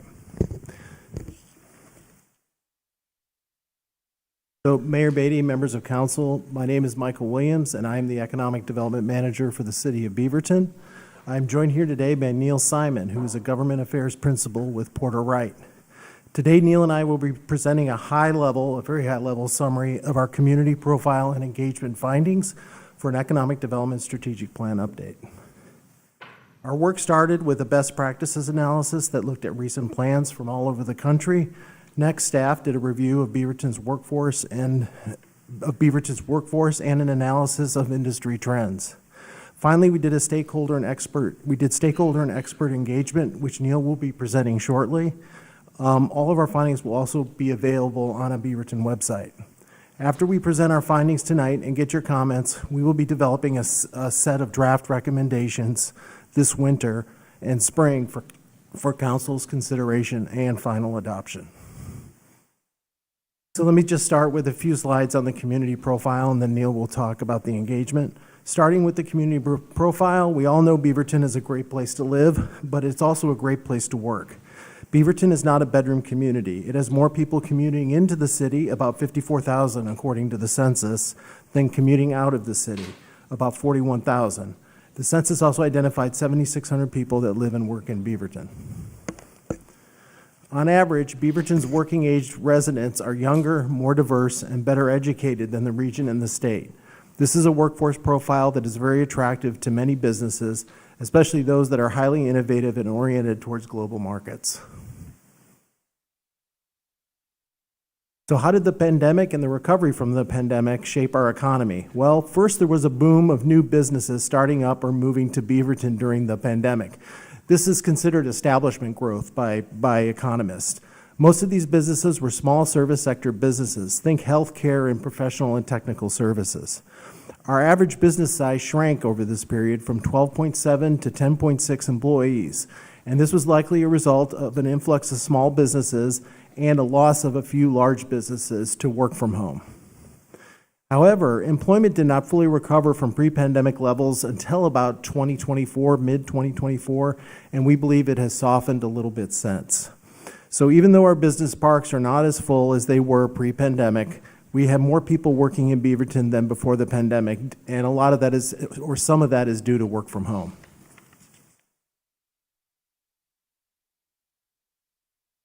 So in this slide, I listed the business categories where the city of Beaverton has higher concentrations or shares of employment as compared to the county and region as a whole. This is done with a series of ratios called a location quotient. Further, I grouped these businesses into two groups, the first being businesses where people meet and interact, and the second being highly skilled services. This is just something that I saw within this grouping of businesses. What I see with the first grouping is a commercial and cultural hub, which makes sense given our central west side location and our workforce. Remember, young, diverse, well-educated. Beaverton is also a hotspot for highly skilled workers and tech startups. That's our second category here. This is likely due to our Silicon Forest legacy, our well-educated workforce, and proximity to large businesses in innovative sectors like semiconductor and athletic apparel driving the demand for these services. These large businesses also provide a pipeline of startup founders leaving these companies to develop new and innovative products right here in the city of Beaverton. So that concludes what I think is a very high-level summary. Council has received a lot more information in these profiles than this. I just wanted to get these few points on the record. And again, all of this will be available online. So now let's pivot to our community engagement, which was developed from in-depth interviews, focus groups, and meetings with local boards and commissions. We also completed a business survey, and while those findings were not completed in time for this presentation, they will be provided to council and the public soon as well. So at this point, I'd like to present Neil Simon, our consultant with Porter Wright, and our partner in carrying out this engagement. Thanks a lot, Mike. Really had a pleasure to work with your team, and it's a pleasure to be with you, counselors. Thanks for the late night. Pleasure to serve my hometown, where I grew up, with this important work. To jump in, we talked to people, and all the verbatims would come out to about a 500-page book if we were to bring them together. So we're happy to dive through with just the high points today, of course. Some great strengths that come across that you all should be very proud of based on where we're at as a city.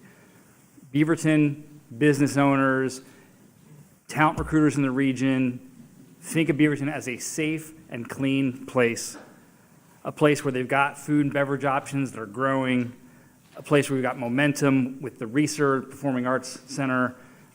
People want to come to Beaverton, and they want to be part of that. They also see a business culture that is business-friendly, with lower taxes than neighboring Portland, an expanding semiconductor network, and great growth with some of the businesses that Mike just mentioned. Just one of the verbatims that I think is worth sharing from a commercial real estate broker that looks at a lot of different markets. They said, Beaverton is a safe and stable environment for people to do business with a high quality of life. It's attractive to companies and their employees. It's a place they're going to want to work and live. You can't get much better ringing endorsement than that. When it comes to the strengths, we heard things like that time and again. But, of course, we've got our weaknesses. The city, based on the people we talk to and our conversations, permitting is a challenge. We obviously just had that conversation.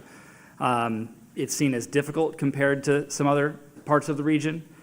Traffic is something that people notice as a weakness. Hotels with a minimal level of choice in this area. And on the workforce side, not as much skilled labor as some employers are looking for, especially in that engineering, developer, technical programmer space. One of the verbatims I'll pull out from here is from a large retail company CEO. Beaverton doesn't have the greatest reputation for permitting. It's not a deal breaker, but a nuisance. So it kind of shows that middling when it comes to your weaknesses, just on that one particular front. On the opportunity side, things that popped out during our conversations, there's an opportunity for you all to market the city. There's an opportunity for Beaverton to promote itself, given how safe and clean and tech-driven and culturally vibrant this place is. There's an opportunity to attract businesses from neighboring Portland and Multnomah County, given the dynamics right now. And there's opportunities to redevelop some underutilized assets, invest in some mid-sized event venues or gathering places where maybe a company's going to have an offsite and they go to another city because they can't quite find the right spot for themselves in Beaverton, and an opportunity to grow the STEM talent pipeline.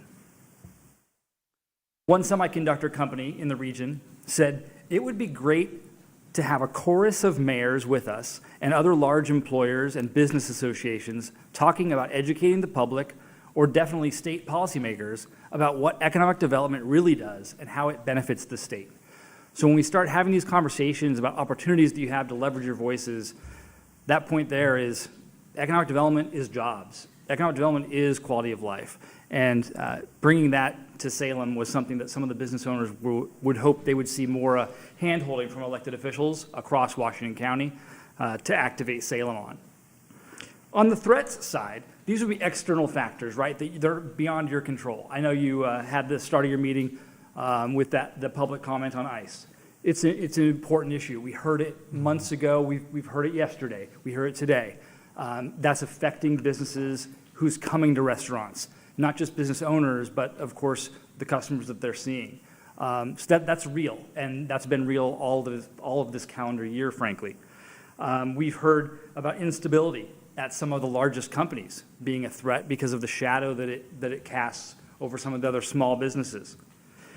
We've heard the negative stereotypes of Portland and Oregon nationally hurting business attraction efforts. And we hear that regional and state policies make Oregon less competitive for economic development, primarily in conversations around taxes, regulatory environment, and land use. Again, speaking about the overall state of that business climate in our state, there's a very real concern about the threat that high taxes poses. And one retail company executive said, policymakers totally underestimated and continue to underestimate the impact that they have when they make decisions around taxes. And that was a comment about the statewide environment, and not a comment about Beaverton, but the statewide as a threat that affects how Beaverton might be able to function when it comes to attracting and retaining business. So how does Beaverton stack up compared to competitors or suburban peers? I think it's important to note how much times have changed. In 2017, the word was from the community engagement exercise at the time, be like Portland, with placemaking, walkability, arts, food carts, breweries, all the stuff, right? Today, the feedback really is almost totally opposite. We're hearing phrases like, don't be like Portland. That association will hurt business, and it will hurt recruitment and retention of business. On these factors on the screen, education, permitting, and public safety, Beaverton largely scores better than some, and certainly better than Portland on most, but not quite as good as some peer metro area suburban cities. So what can you do as elected officials? Showing up matters a lot. Businesses really want to hear from you and see that you're engaged. So getting comfortable to talking to businesses, leaning in on listening and supporting those wins, being at those ribbon cuttings, all of that shows that the city cares about keeping businesses here and helping the business community thrive. Understanding their challenges, likewise, matters in that same way. When you're seeing businesses consider, gosh, am I going to stay open? Am I going to have to move? Having that open conversation about what you can do to retain them means a lot. Our conversations also reminded us that the business culture of our place matters. Beaverton has an opportunity to improve its business friendliness through faster permitting with creative customer service mindset, greater business outreach, more government conversations with business leaders, and stronger state advocacy for business-friendly policies, because this is the overall state climate that impacts Beaverton. Now, given that businesses leaving Oregon and the aggressive recruitment efforts from outside states to lure companies away, Beaverton's economic development strategy should prioritize retention. That means embracing those who are here and their needs, looking at talent attraction efforts, workforce development programs, including apprenticeships, and marketing the strengths of Beaverton, the dining options, the diverse culture, and the strong sports and recreational opportunities. These are some things that are definitely worth leaning into as you look to the year ahead and defending against a down economy, globally. So all of our conversations, we kind of ended with, well, what would be a big idea you'd like to see the city do? What would you really like to see happen here on economic development front? And of those, 2 focus groups and the 20-some interviews, we had a few things that kind of percolated. On the left side of the screen here, we've got leaning in on robotics and AI, going all in on that tech environment that's here. This would be supporting businesses pursuing practical application of this technology in advanced manufacturing, healthcare, financial services and security, and e-commerce and transportation. In the middle, co-working, catering to the city's strong knowledge-based economy, high rate of working from home that we saw in the community survey, and that craving we still all have for togetherness and community. If we can foster that in our common spaces, whether it's a content studio space or co-working spaces that bring together startups, creatives, and small businesses geared for growth, all of these things could be good opportunities to capitalize on here in Beaverton. And lastly, on the right, we've got a well-kept secret here. What a view we have in Beaverton. We really do. So Beaverton's views of Mount Hood and sunsets over the Cascades could root the city as a central location in the region, connected to the geography that draws so many to Oregon in the first place.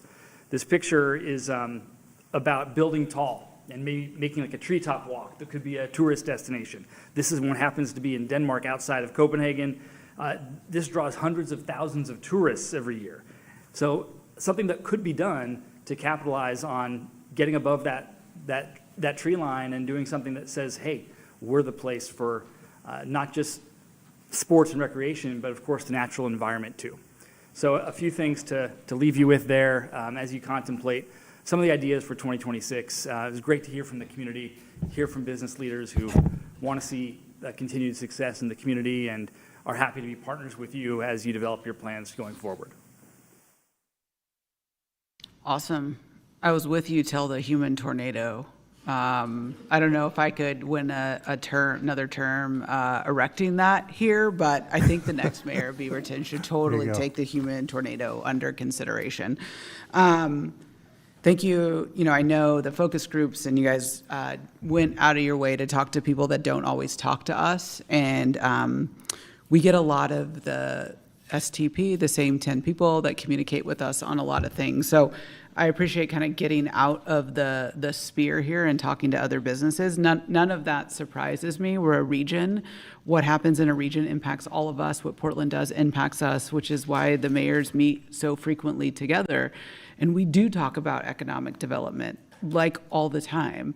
And mainly we're trying to fight off other levels of government that don't do economic development, who think they do economic development. So I think it's really sexy and trendy. Now the governor and everyone down is talking about it, and all of them are calling Beaverton because we do it. We have a brand here that's pretty awesome and doing pretty well compared to our neighboring people. So, this was helpful information, and I appreciate that. Let's see. Councilor Tivnon, is that who's first? It's scrolled up. Yep, Thank please. you. I'm also excited to have this discussion on BIRA. I'm assuming that that's going to be happening because I think there's a lot of space to think big in the context of that board.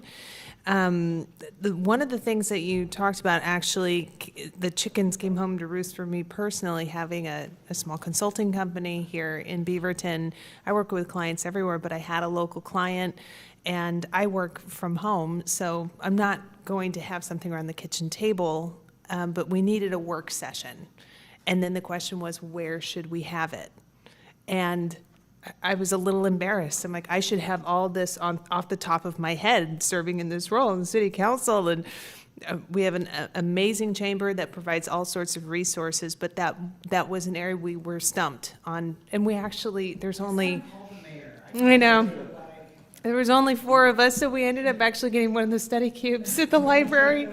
And I can't wait for it. I think it's going to be a great space for in the context of that, but scale it up just a little bit, and I think the options become very limited. And now we're in this space of the incubator for we've had it for small businesses, scaling businesses now on the nonprofit side, and I think that need for space is only going to continue to grow. So that was one that really, really resonated with me as something that we can definitely wrap our arms around. We can't create more greenfield space. We can't create a whole lot more light industrial space. So there's certain constraints that they are just there. But to the mayor's point, I look at what we got going for us. It's like, how can we just turn the volume up on it and continue to make those investments in the areas that are working? So thank you for this report. Councillor Teeter. Thank you both. I just got one comment. And it's about strength of Beaverton. And it's something I didn't see much in this presentation, but I think is a definite strength that we can build on, and it's the ability to develop and grow businesses here. I know we've got the nonprofit incubator, the Oregon Startup Center, Impact Beaverton, Farmers Market, the Beaverton Downtown Association, Adelante Mujeres, like so many organizations that do entrepreneurial business development. And I have always favored growing local business and retaining them more than attracting businesses from elsewhere. Not that we should solely focus on one or the other, but I think I would love to see some more here about, like, do we actually have as much of an opportunity there as I feel like we do? Or is that just, are we about maxing out what we're doing already in that area? So I'd love to see some more there. Or if you are ready to have any thoughts on that you can share right now, that'd be welcome. But I do think that's a strength and an opportunity for us to leverage in the future.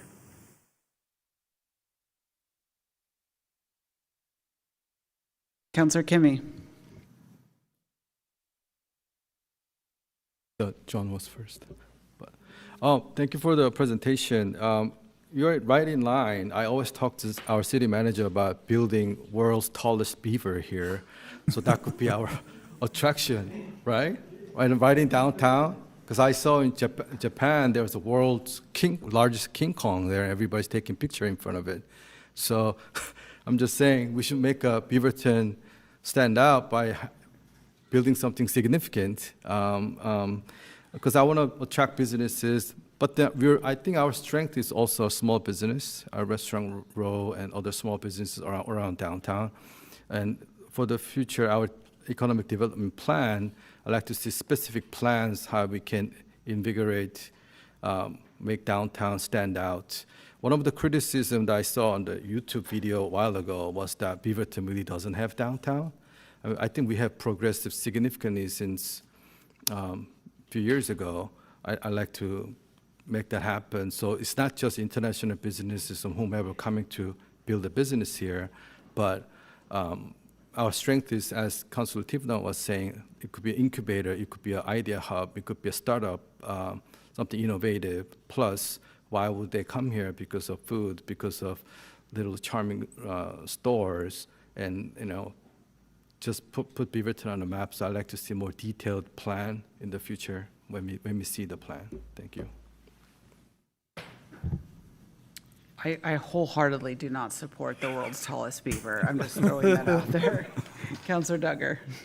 Yeah, guys, thanks for this. I'm going to add a couple more strengths too. Number one, we have the busiest TriMet station in the entire system. I'm proud of Beaverton for having that, even though that was called out as a weakness. Some of our transit north-south connections, we are punching above our weight, which is actually my second one, Beaverton Scrappy. We do punch above our weight in a lot of things, which has always made me incredibly proud to live here as a resident and then be a city councilor. The reality is we've been in crisis, you guys, for years now, and I think that is affecting our government, that is affecting our community, that is no doubt affecting our people right now.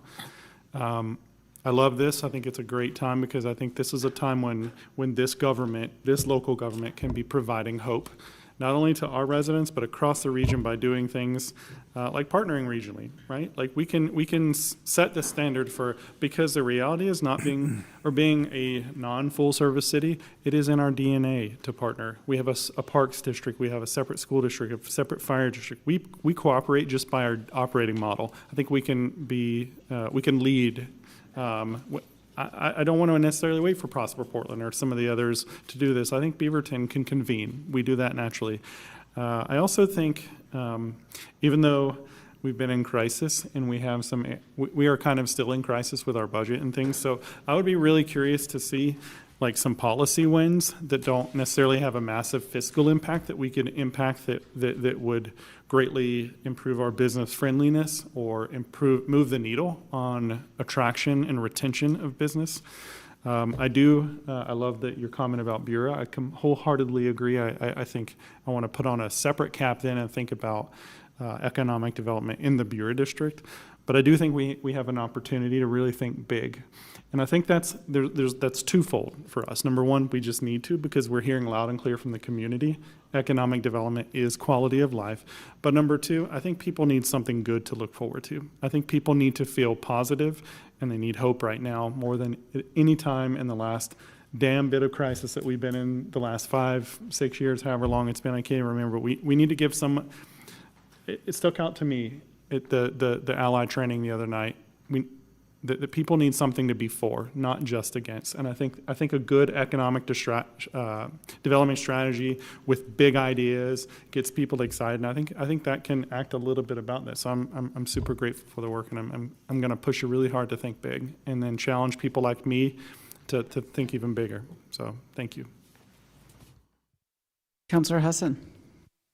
Yeah, I'll try to be brief. It's hard. I want to dream with you all about what I want to see in economic development, and then we think about what's been happening in the last 3 months in our community, and what we even heard from one of our small businesses, and that just makes me pause. So I'll start with like what I think we need to be focusing on, and then I'll try to dream with you at the end.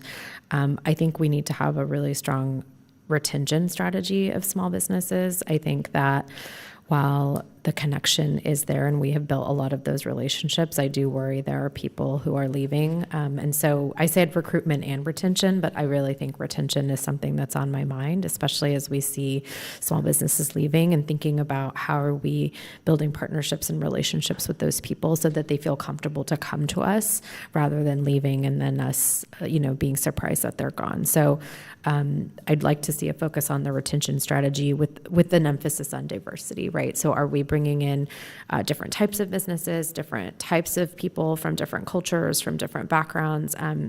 What does that look like? How are we building those relationships? Just thinking of my parents when they were running a small business back in my very young heydays, they didn't necessarily feel connected to city staff to say, we're going to close our business or we're going to open our business. So how do we build some of those relationships with the small businesses that we might not be able to connect with? I liked something that Councillor Tivenon brought, like, is there a place for this strategy or plan to have a directory around co-working space? I think that's actually a really big opportunity. I appreciate that Alicia raised her hand and said, call me, but all of us can't just call a friend and find a space. Like, what if there was a directory we could send people to say, here's where you can get space, or here's where you could get space? So I don't know if that's a space for this plan, but I think that'd be something that'd be really interesting to see. And I think if we could dream, just like, how are we building more of the right things here? You said schools, I think, is one of the slides. And, is it, I don't think we're big enough, but like, is it a mini Portland Community College, right? Like, are there classes, or is there something we can offer to start attracting more business, continue to attract more people around here? So I don't know what the nightlife is around this time, but just like, what are some things that we can think about? So just some stuff. I do think like retention's going to be really critical, and given the climate that we're dealing with right now. So thank you very much. I would just like to point out, to me, as a geriatric millennial, nighttime is 5 p.m. That's when I'd like to see some real nightlife happening, and then in bed by 9. So that would be ideal. Councillor Hartmeyer-Prigg. Thank you. I want a roller disco, Mayor, and that could start at 5 p.m. That'd be perfect for us geriatric millennials. But I think my fellow councilors really kind of covered everything. It's just a kind of an analogy I've been thinking a lot about lately, is just the ecosystem that we are all a part of. And a healthy ecosystem includes healthy communities, healthy families, healthy businesses. And I think some of the ideas that are both in the plan and then also that were shared by my other councilors, right, is like, that's how you grow your micro business to your small business to your medium business and so on. And so I think your retention comments, Councilor Husson, are really interesting, right, of just how do we keep the businesses that start here, and maybe not everyone can get into Oregon Startup or into an incubator or whatnot, but so I think it's also part of that economic development plan is that we keep investing in these programs that are helping in impact and things like that. So just really great work. I do kind of love that you know, Mike, you and your team have been working on this for quite some time. And it does seem like it's kind of becoming a buzzword, a buzz phrase, a buzz topic in the state. And I think it's kind of cool to see what we've done in Beaverton that's worked and also just kind of where we're headed. So thank you. Thank you for joining us this evening. I'll end tonight with this topic with saying that, like, the reason this council's been able to lead through so much crisis the last 5 years was the foundation that allowed us to do it, of past councils investing in longevity and investing in business, investing in water, and investing in infrastructure. It gave us the bandwidth to move resources, to buy this building, to adapt, to keep our water rates low when you look at what's happening in other cities. We have a responsibility to respond to crisis in real time and plan for the future. And that is what all of us promised the public we would be doing. And so we have to kind of do both things, because we don't know what the future holds for Beaverton. But if we can stabilize it by creating good jobs and a good community, a future council is going to have that ability to respond. Hopefully it's in prosperity and they're not dealing with wildfires, rain, ice, both in the natural sense that shut us down last year and the government that's coming into our streets every day. We owe it to our kids to build a foundation in a place where they can grow and thrive, and that starts with a good, strong economic development, and to Councillor Husson's point, retention, to make sure that this is the bailiwick of the city. This is what we're supposed to do, and we have to be able to drive resources to economic development. So thank you for joining us this evening. I know our Beaverton Climate Action Plan is going to be sent to us a memo and come back to us in January, because it is getting so late. We are going to move on to our Access Center siting. And it looks like we got the dream team back up here.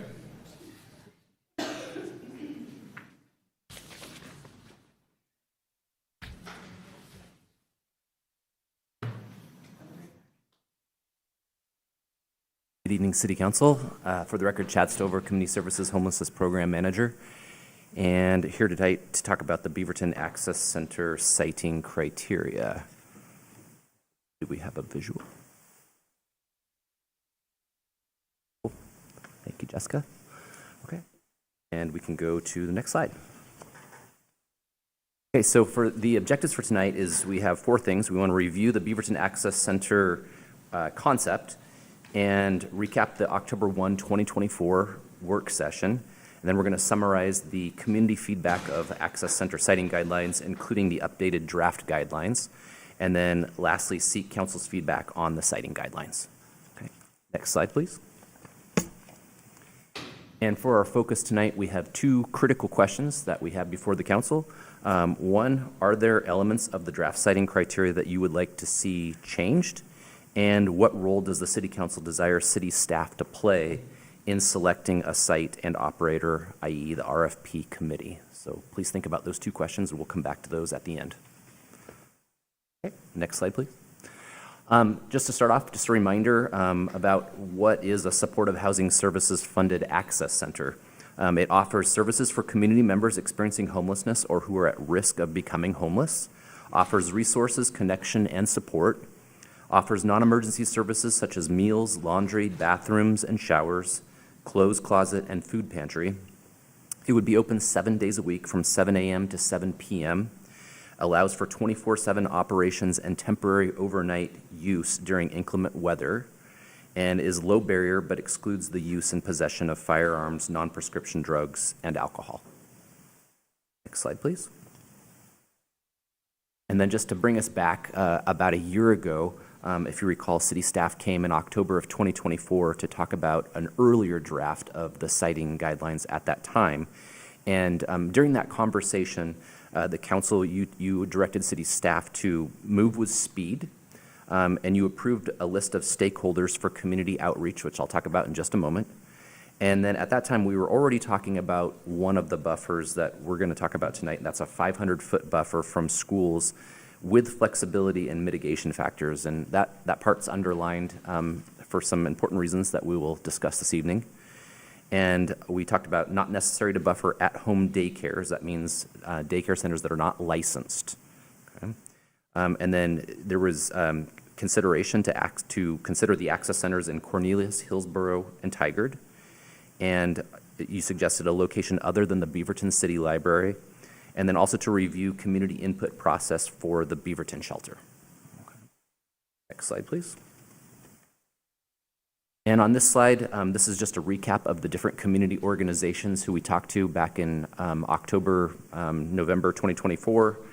And at that time, we were intending to come back to council in December, but due to some changes that were happening at the metro level at that time, our plans to come back to council then got pushed back. And so everything stopped, and we were in a delay mode, and much time went by. And then we get to July 2025, and financial things seem to be stable again. And so the county reached out to us and said, please go forward again with the access center. And so we proceeded to do that. But because about a year had passed, we thought it would be good to just recap with these groups that we had talked to back in the fall of 2024, just to remind them about the conversations that we had the first go around, and then just check in with them and see if they had anything further that they would like to provide in terms of feedback about the access center siting guidelines.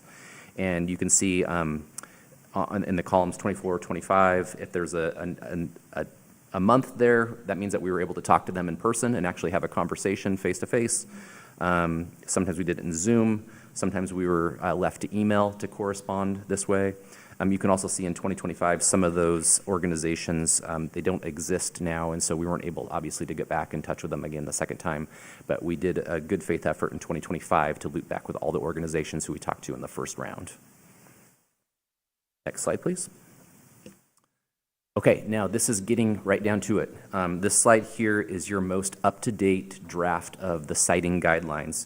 And we broke it down into 5 categories. So for accessibility and transit connectivity, sites should be near high-frequency transit lines with connecting sidewalks. It is ADA accessibility is required or must be feasible through cost-effective retrofitting. For building suitability, preference for a standalone building. Size and layout must support county program requirements.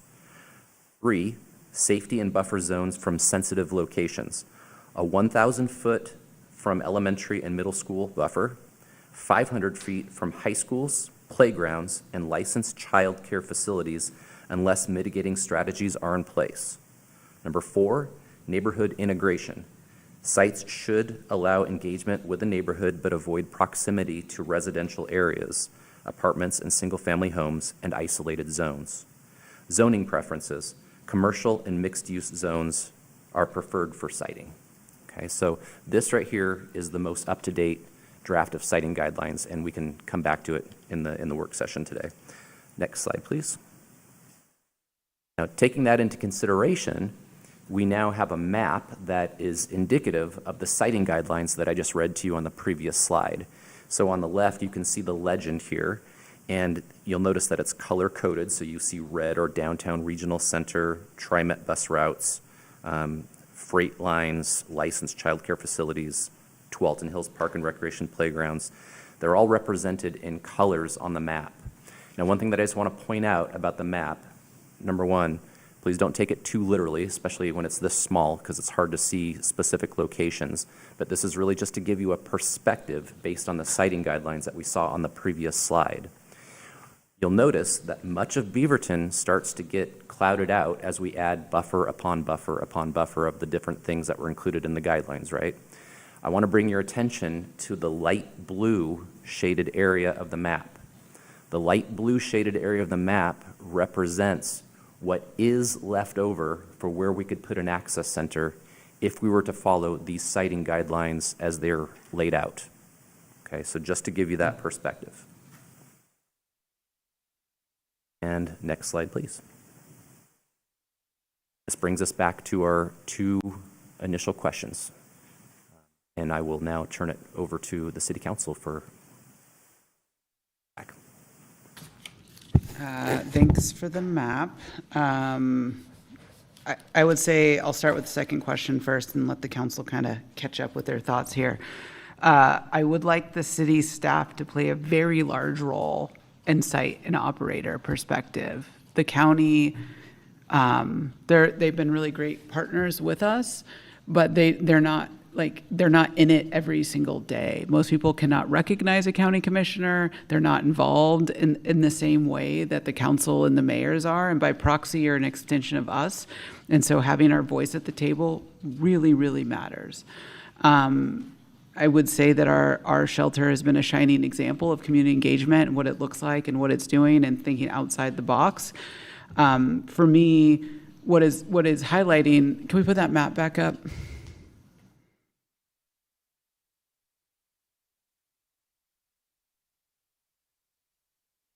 We're surrounded by a lot of UUA, the unincorporated areas like Aloha, and we are shouldering a large percentage of the work.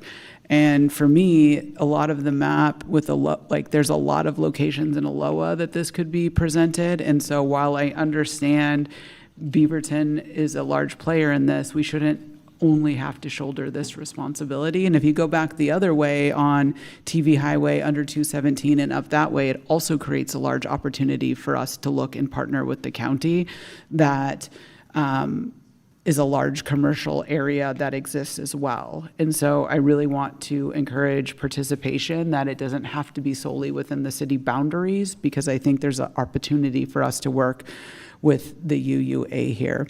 I know that there's been a prize location on Farmington the county's been very interested in. As the mayor that has stand in front of angry rooms for a long time and believes in dignity, I would like us to not co-locate so many resources in one area in our downtown core when we're spending so much effort to work on walkability.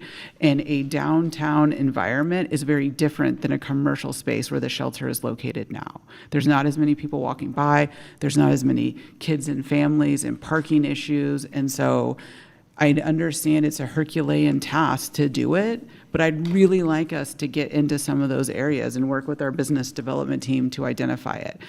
And I would say the other day shelters are being expertly executed and are really great and really great looking. So it's not, I'm not afraid of the NIMBY, but also a lot of our downtown core right now is not producing property tax revenue. We have a lot of parks, a lot of churches, a lot of government buildings, a lot of THPRD, a lot of TVF&R, and we got to, I'm really apprehensive to flip a commercial space producing revenue into another building that doesn't pay taxes. And so that is one of the areas that I would be deeply looking at and concerned about us doing, particularly in the downtown core. So you have a hard task. I don't envy it. But if we also shrink the circles, there's not a lot of other places that exist because most of Beaverton is residential. And we need our unincorporated county partners to step up here. And I'm not naive. We have a day shelter now, and it's called the Beaverton City Library. So I'm deeply invested in getting us a place for people to have dignity, move out of the weather, get connected to resources. And so I look forward to approving a site in the near future, and I understand it's difficult. Who do we got first? Councilor Kimmy? I thought it was a deja vu. Looking at you guys, swear about 2 hours ago I saw your same thing. I agree 100% with the mayor. So I guess that's my feedback. You said everything I have to say. Thanks. Councilor Hassan. Oh, so I like the Farmington locations. I'll just say that, but I understand there's a process. I think the draft siting criteria looks fine. I support where you're going, and I understand that we're going to have limited areas to consider this. I do think that one of the things I'd really like to see is talking through having a culturally specific provider that's helping be the operator. And I mean, we have some really great partners, and so just kind of looking into my future jar.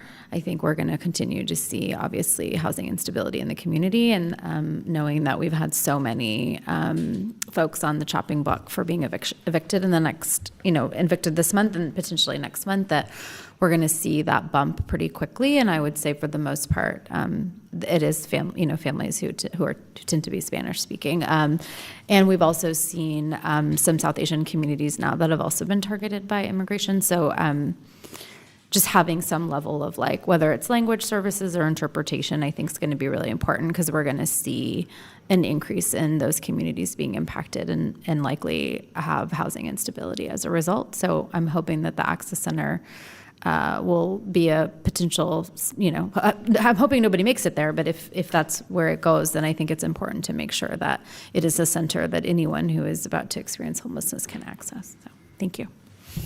Councillor Teeter. Chad, when I first saw this map, I was a little concerned that we were being very too restrictive, and that the county would see our criteria and just say, nah, we're just going to ignore it because you made it too hard. But I think the mayor's comments about looking at the full UPAA areas that are within Beaverton's future city limits someday, I think that's a good way for me to look at this map too. There's a lot of white in this map that's still basically Beaverton. And I think we can work with the county to look at some of those sites.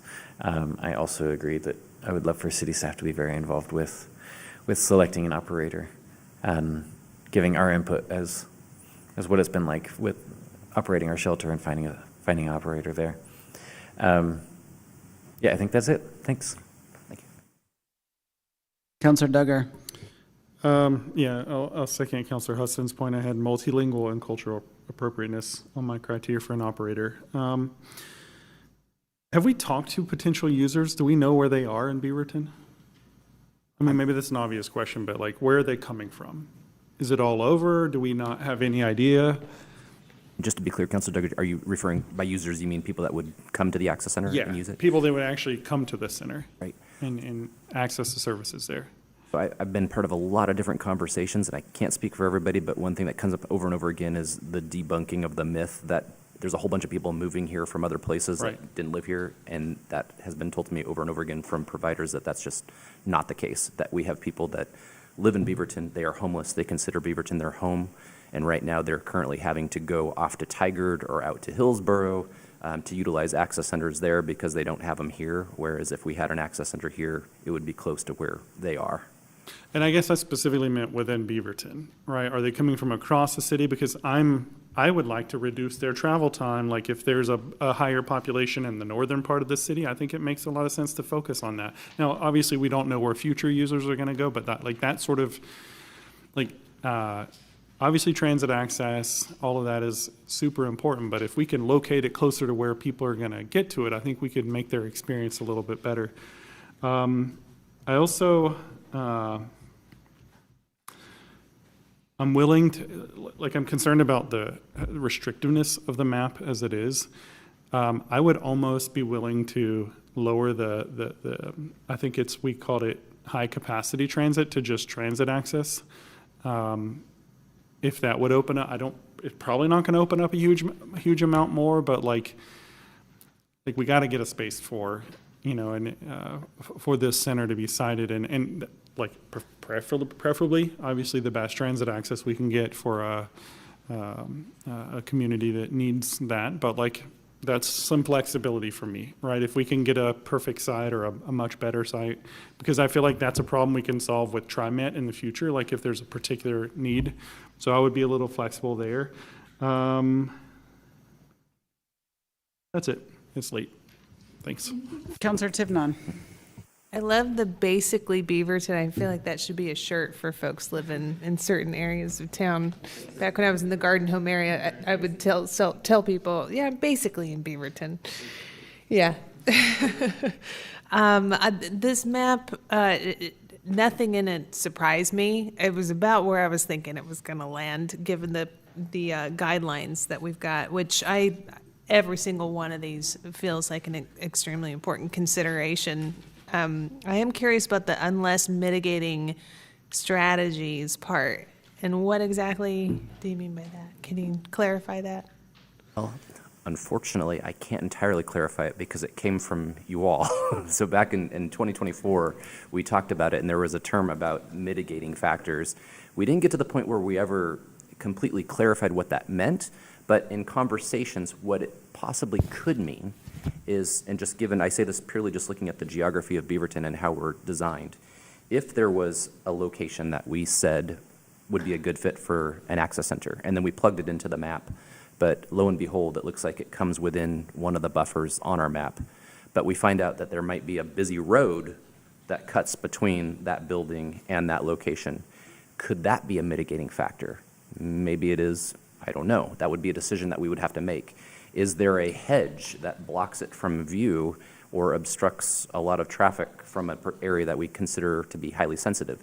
Is that a mitigating factor? Again, we didn't get that far into the weeds in our last conversation, but we didn't get into the weeds on purpose, so you would have like a slight degree of flexibility to come back and pitch your big bush and the other things as a factor. And so we're trying to give you a little bit, so just take it.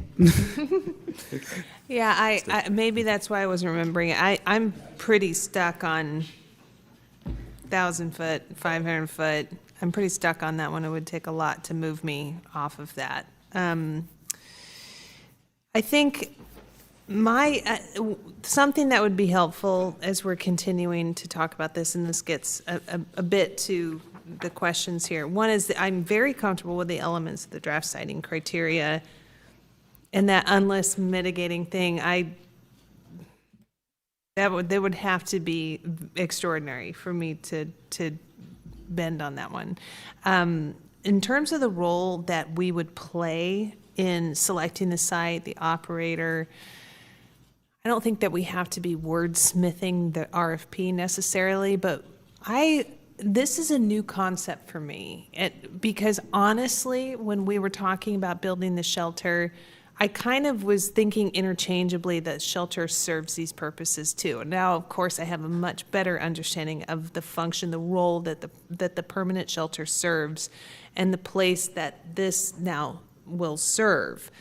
But having some spoon-fed examples of other access centers, and I know that there are, to the mayor's point, there's other examples of where this is being done, but I think having a unified, aligned understanding of what we could be dreaming up here, and truly understanding, like trying to put myself in that position of, I need a new change of clothes. I need to do my laundry. I really want to take a shower. Those immediately makes me think of criteria number one, and just the access and being able to find it easily and get to it easily and safely. That's a big one. But I think just a little bit more, just this helping build this comprehension, and not just to help us make decisions, but also to message this to the community of what is this going to look and feel like once it's within the community. And I also understand proximately why they aren't like right next door to each other. I get that. But I also see some benefit in having them not that far away from each other either. And so the fact that the area where the downtown regional center line is on the map, my eye goes there first to see. Let's look in there to see if there's something that fits the bill. To your point earlier. So those are my thoughts right now. And one last thing on PowerPoint, I think we can lose the blue band on the bottom for some of the slides just to help extend out things for visibility for people in the room. Yeah, I got the benefit of the big map here, but thank you. It wasn't a question on the thing, but she gave you an answer to it. Councilor Hartmeyer-Prigg. Yeah, I mean, this map, it's kind of hard for me to delineate where it could actually be. So I like the comments from my colleagues about, just looking just outside city limits as well. But I think the things you mentioned, Chad, are kind of the things I feel like I remember we kind of had in mind when we said mitigating factors, or maybe like a fence or, something, that there would maybe almost be some sort of physical barrier that made it unlikely. Just like knowing some of the challenges we had with our previous shelter site and its proximity to some sensitive locations, I think it was, learnings from that we were trying to mitigate. But I also agree with Mayor. I think we wanted some flexibility for staff. And then that leads to, I think city staff should play a large role in this selection of a site and operator, just given all the expertise and the success that we've had with the Beaverton shelter, just kind of taking that same spirit into this project as well.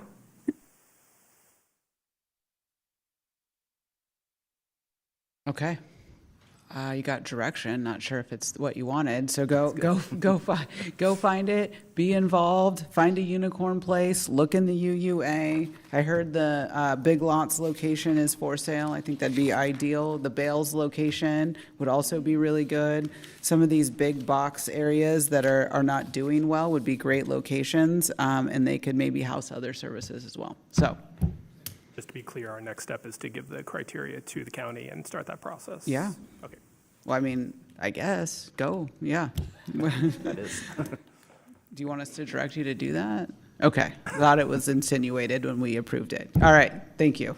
Thank you very much. Okay, we do have 2 more items on the agenda tonight. We do have the council workload item, and I'm not sure how you project this going. I can make it real quick for you, Mayor.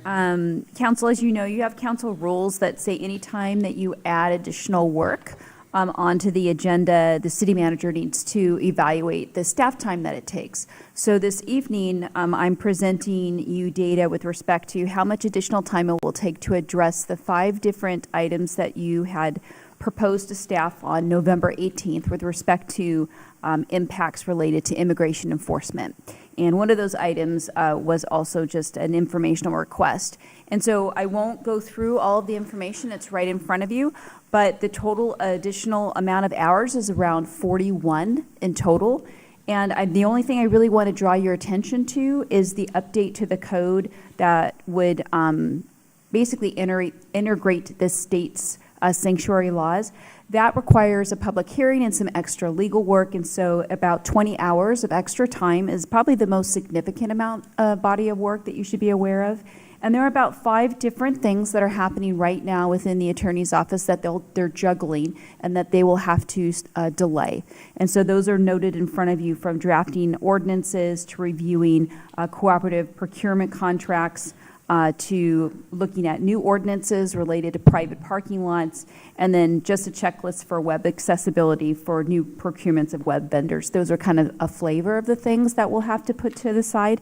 We can do this. I think the first step is just for you to just be aware that there's bodies of work that are happening concurrently, and to know just that there's extra time that this is going to take. I do feel like these 5 things that you've assigned us, we've actually are moving through at a pretty good clip. And we will probably have most of them addressed, if not all of them, by the end of January. Awesome. Thank you for the update on that. We appreciate it. So now on to council new business. We have, and to consider Councilor Hartmeyer-Prigg's suggestion from the beginning. I'm going to start tonight with 2 items.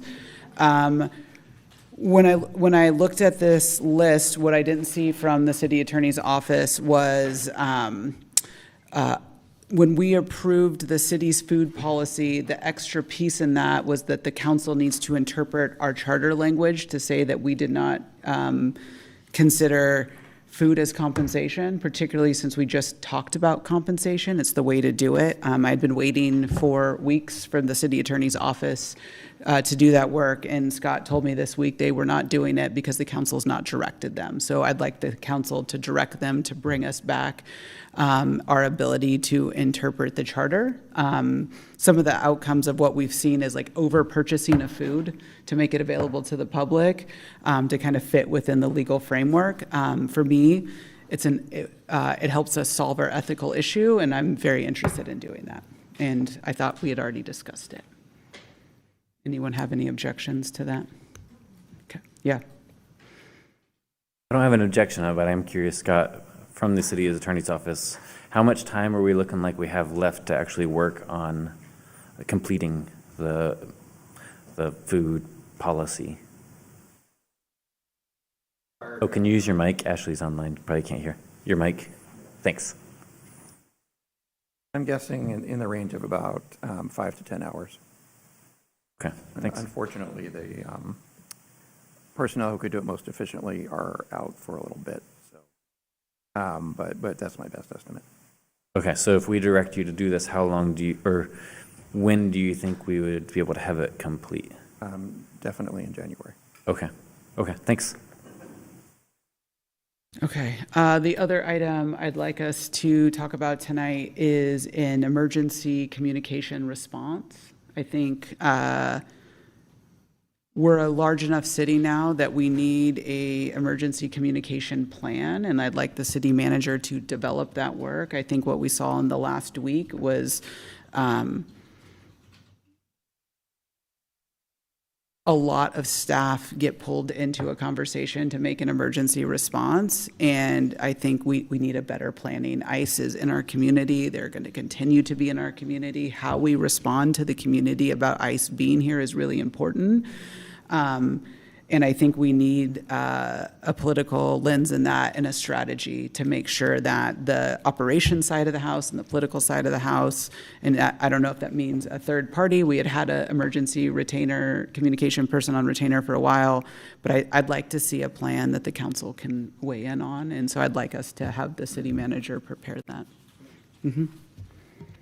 Yeah, I've talked to a couple of you about this. Trying not to do too much, but I think it was a big lift of staff in the last week, and it was a lot that had to be done really quickly, and we were getting mixed messages from the community. I was sending mixed messages to Jenny and to folks requesting things. So I think it all comes down to, like, I would like to see a strategy that we're never going to be completely prepared for everything, but like we can't everything can't be a crisis all the time, and it just takes too much city staff, and so I completely 100% support this, knowing that it won't be perfect. There's a lot of things we can't predict, but there's a desperate need in the community to be updated when it is appropriate with facts to the best of our knowledge, and we've got to, if we're honest, we've got to build some trust back with the community.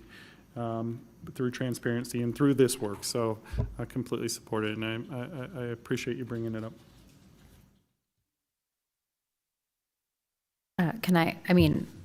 I could support that. I think I dropped my name in the chat. I just want to make sure, I acknowledge that there's a lot of work that we've put on staff, so I want to thank you. And I just want to make sure that as we're talking about this work, we're still prioritizing that one first. The communication piece, I think, for me personally, and obviously I'm open to your thoughts, I think we just need to be in the know when there's some sort of an emergency situation happens, and whatever that looks like, whether it's giving us the heads up so that we're prepared.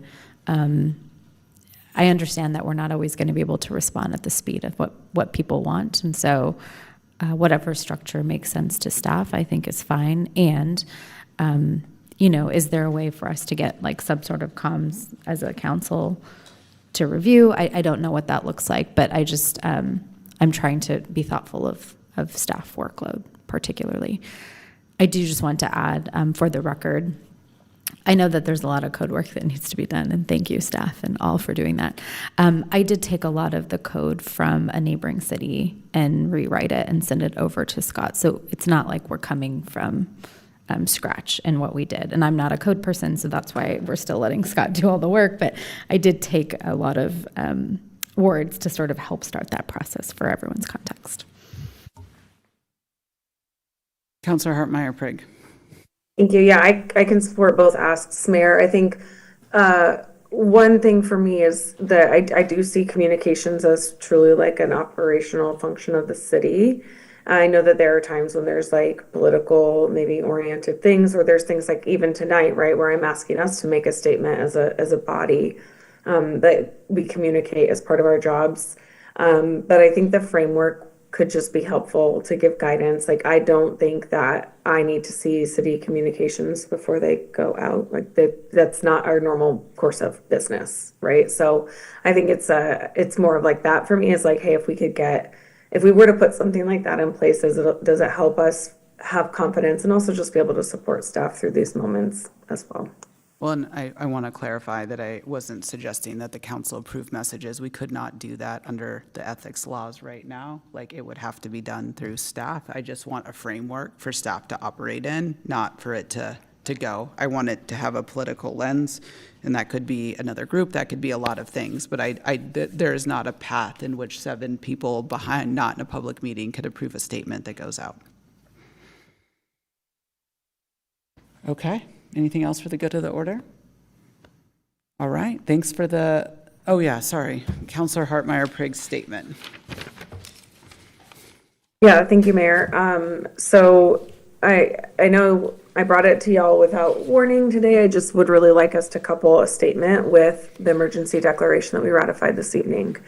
You know, I know that our words matter. I also know if we want to move quickly and to try to do something tonight, like, that's why I brought something proposed. Don't want to spend a lot of time editing words, and so I also want people to be comfortable, but I don't want to come back and do it essentially right, because it'll be weeks after we've already made a declaration. So totally open to feedback and adjustments, just also recognizing that we've had a full meeting where it's not like you all had time to kind of consider the words too much. So I'm open to adjustments.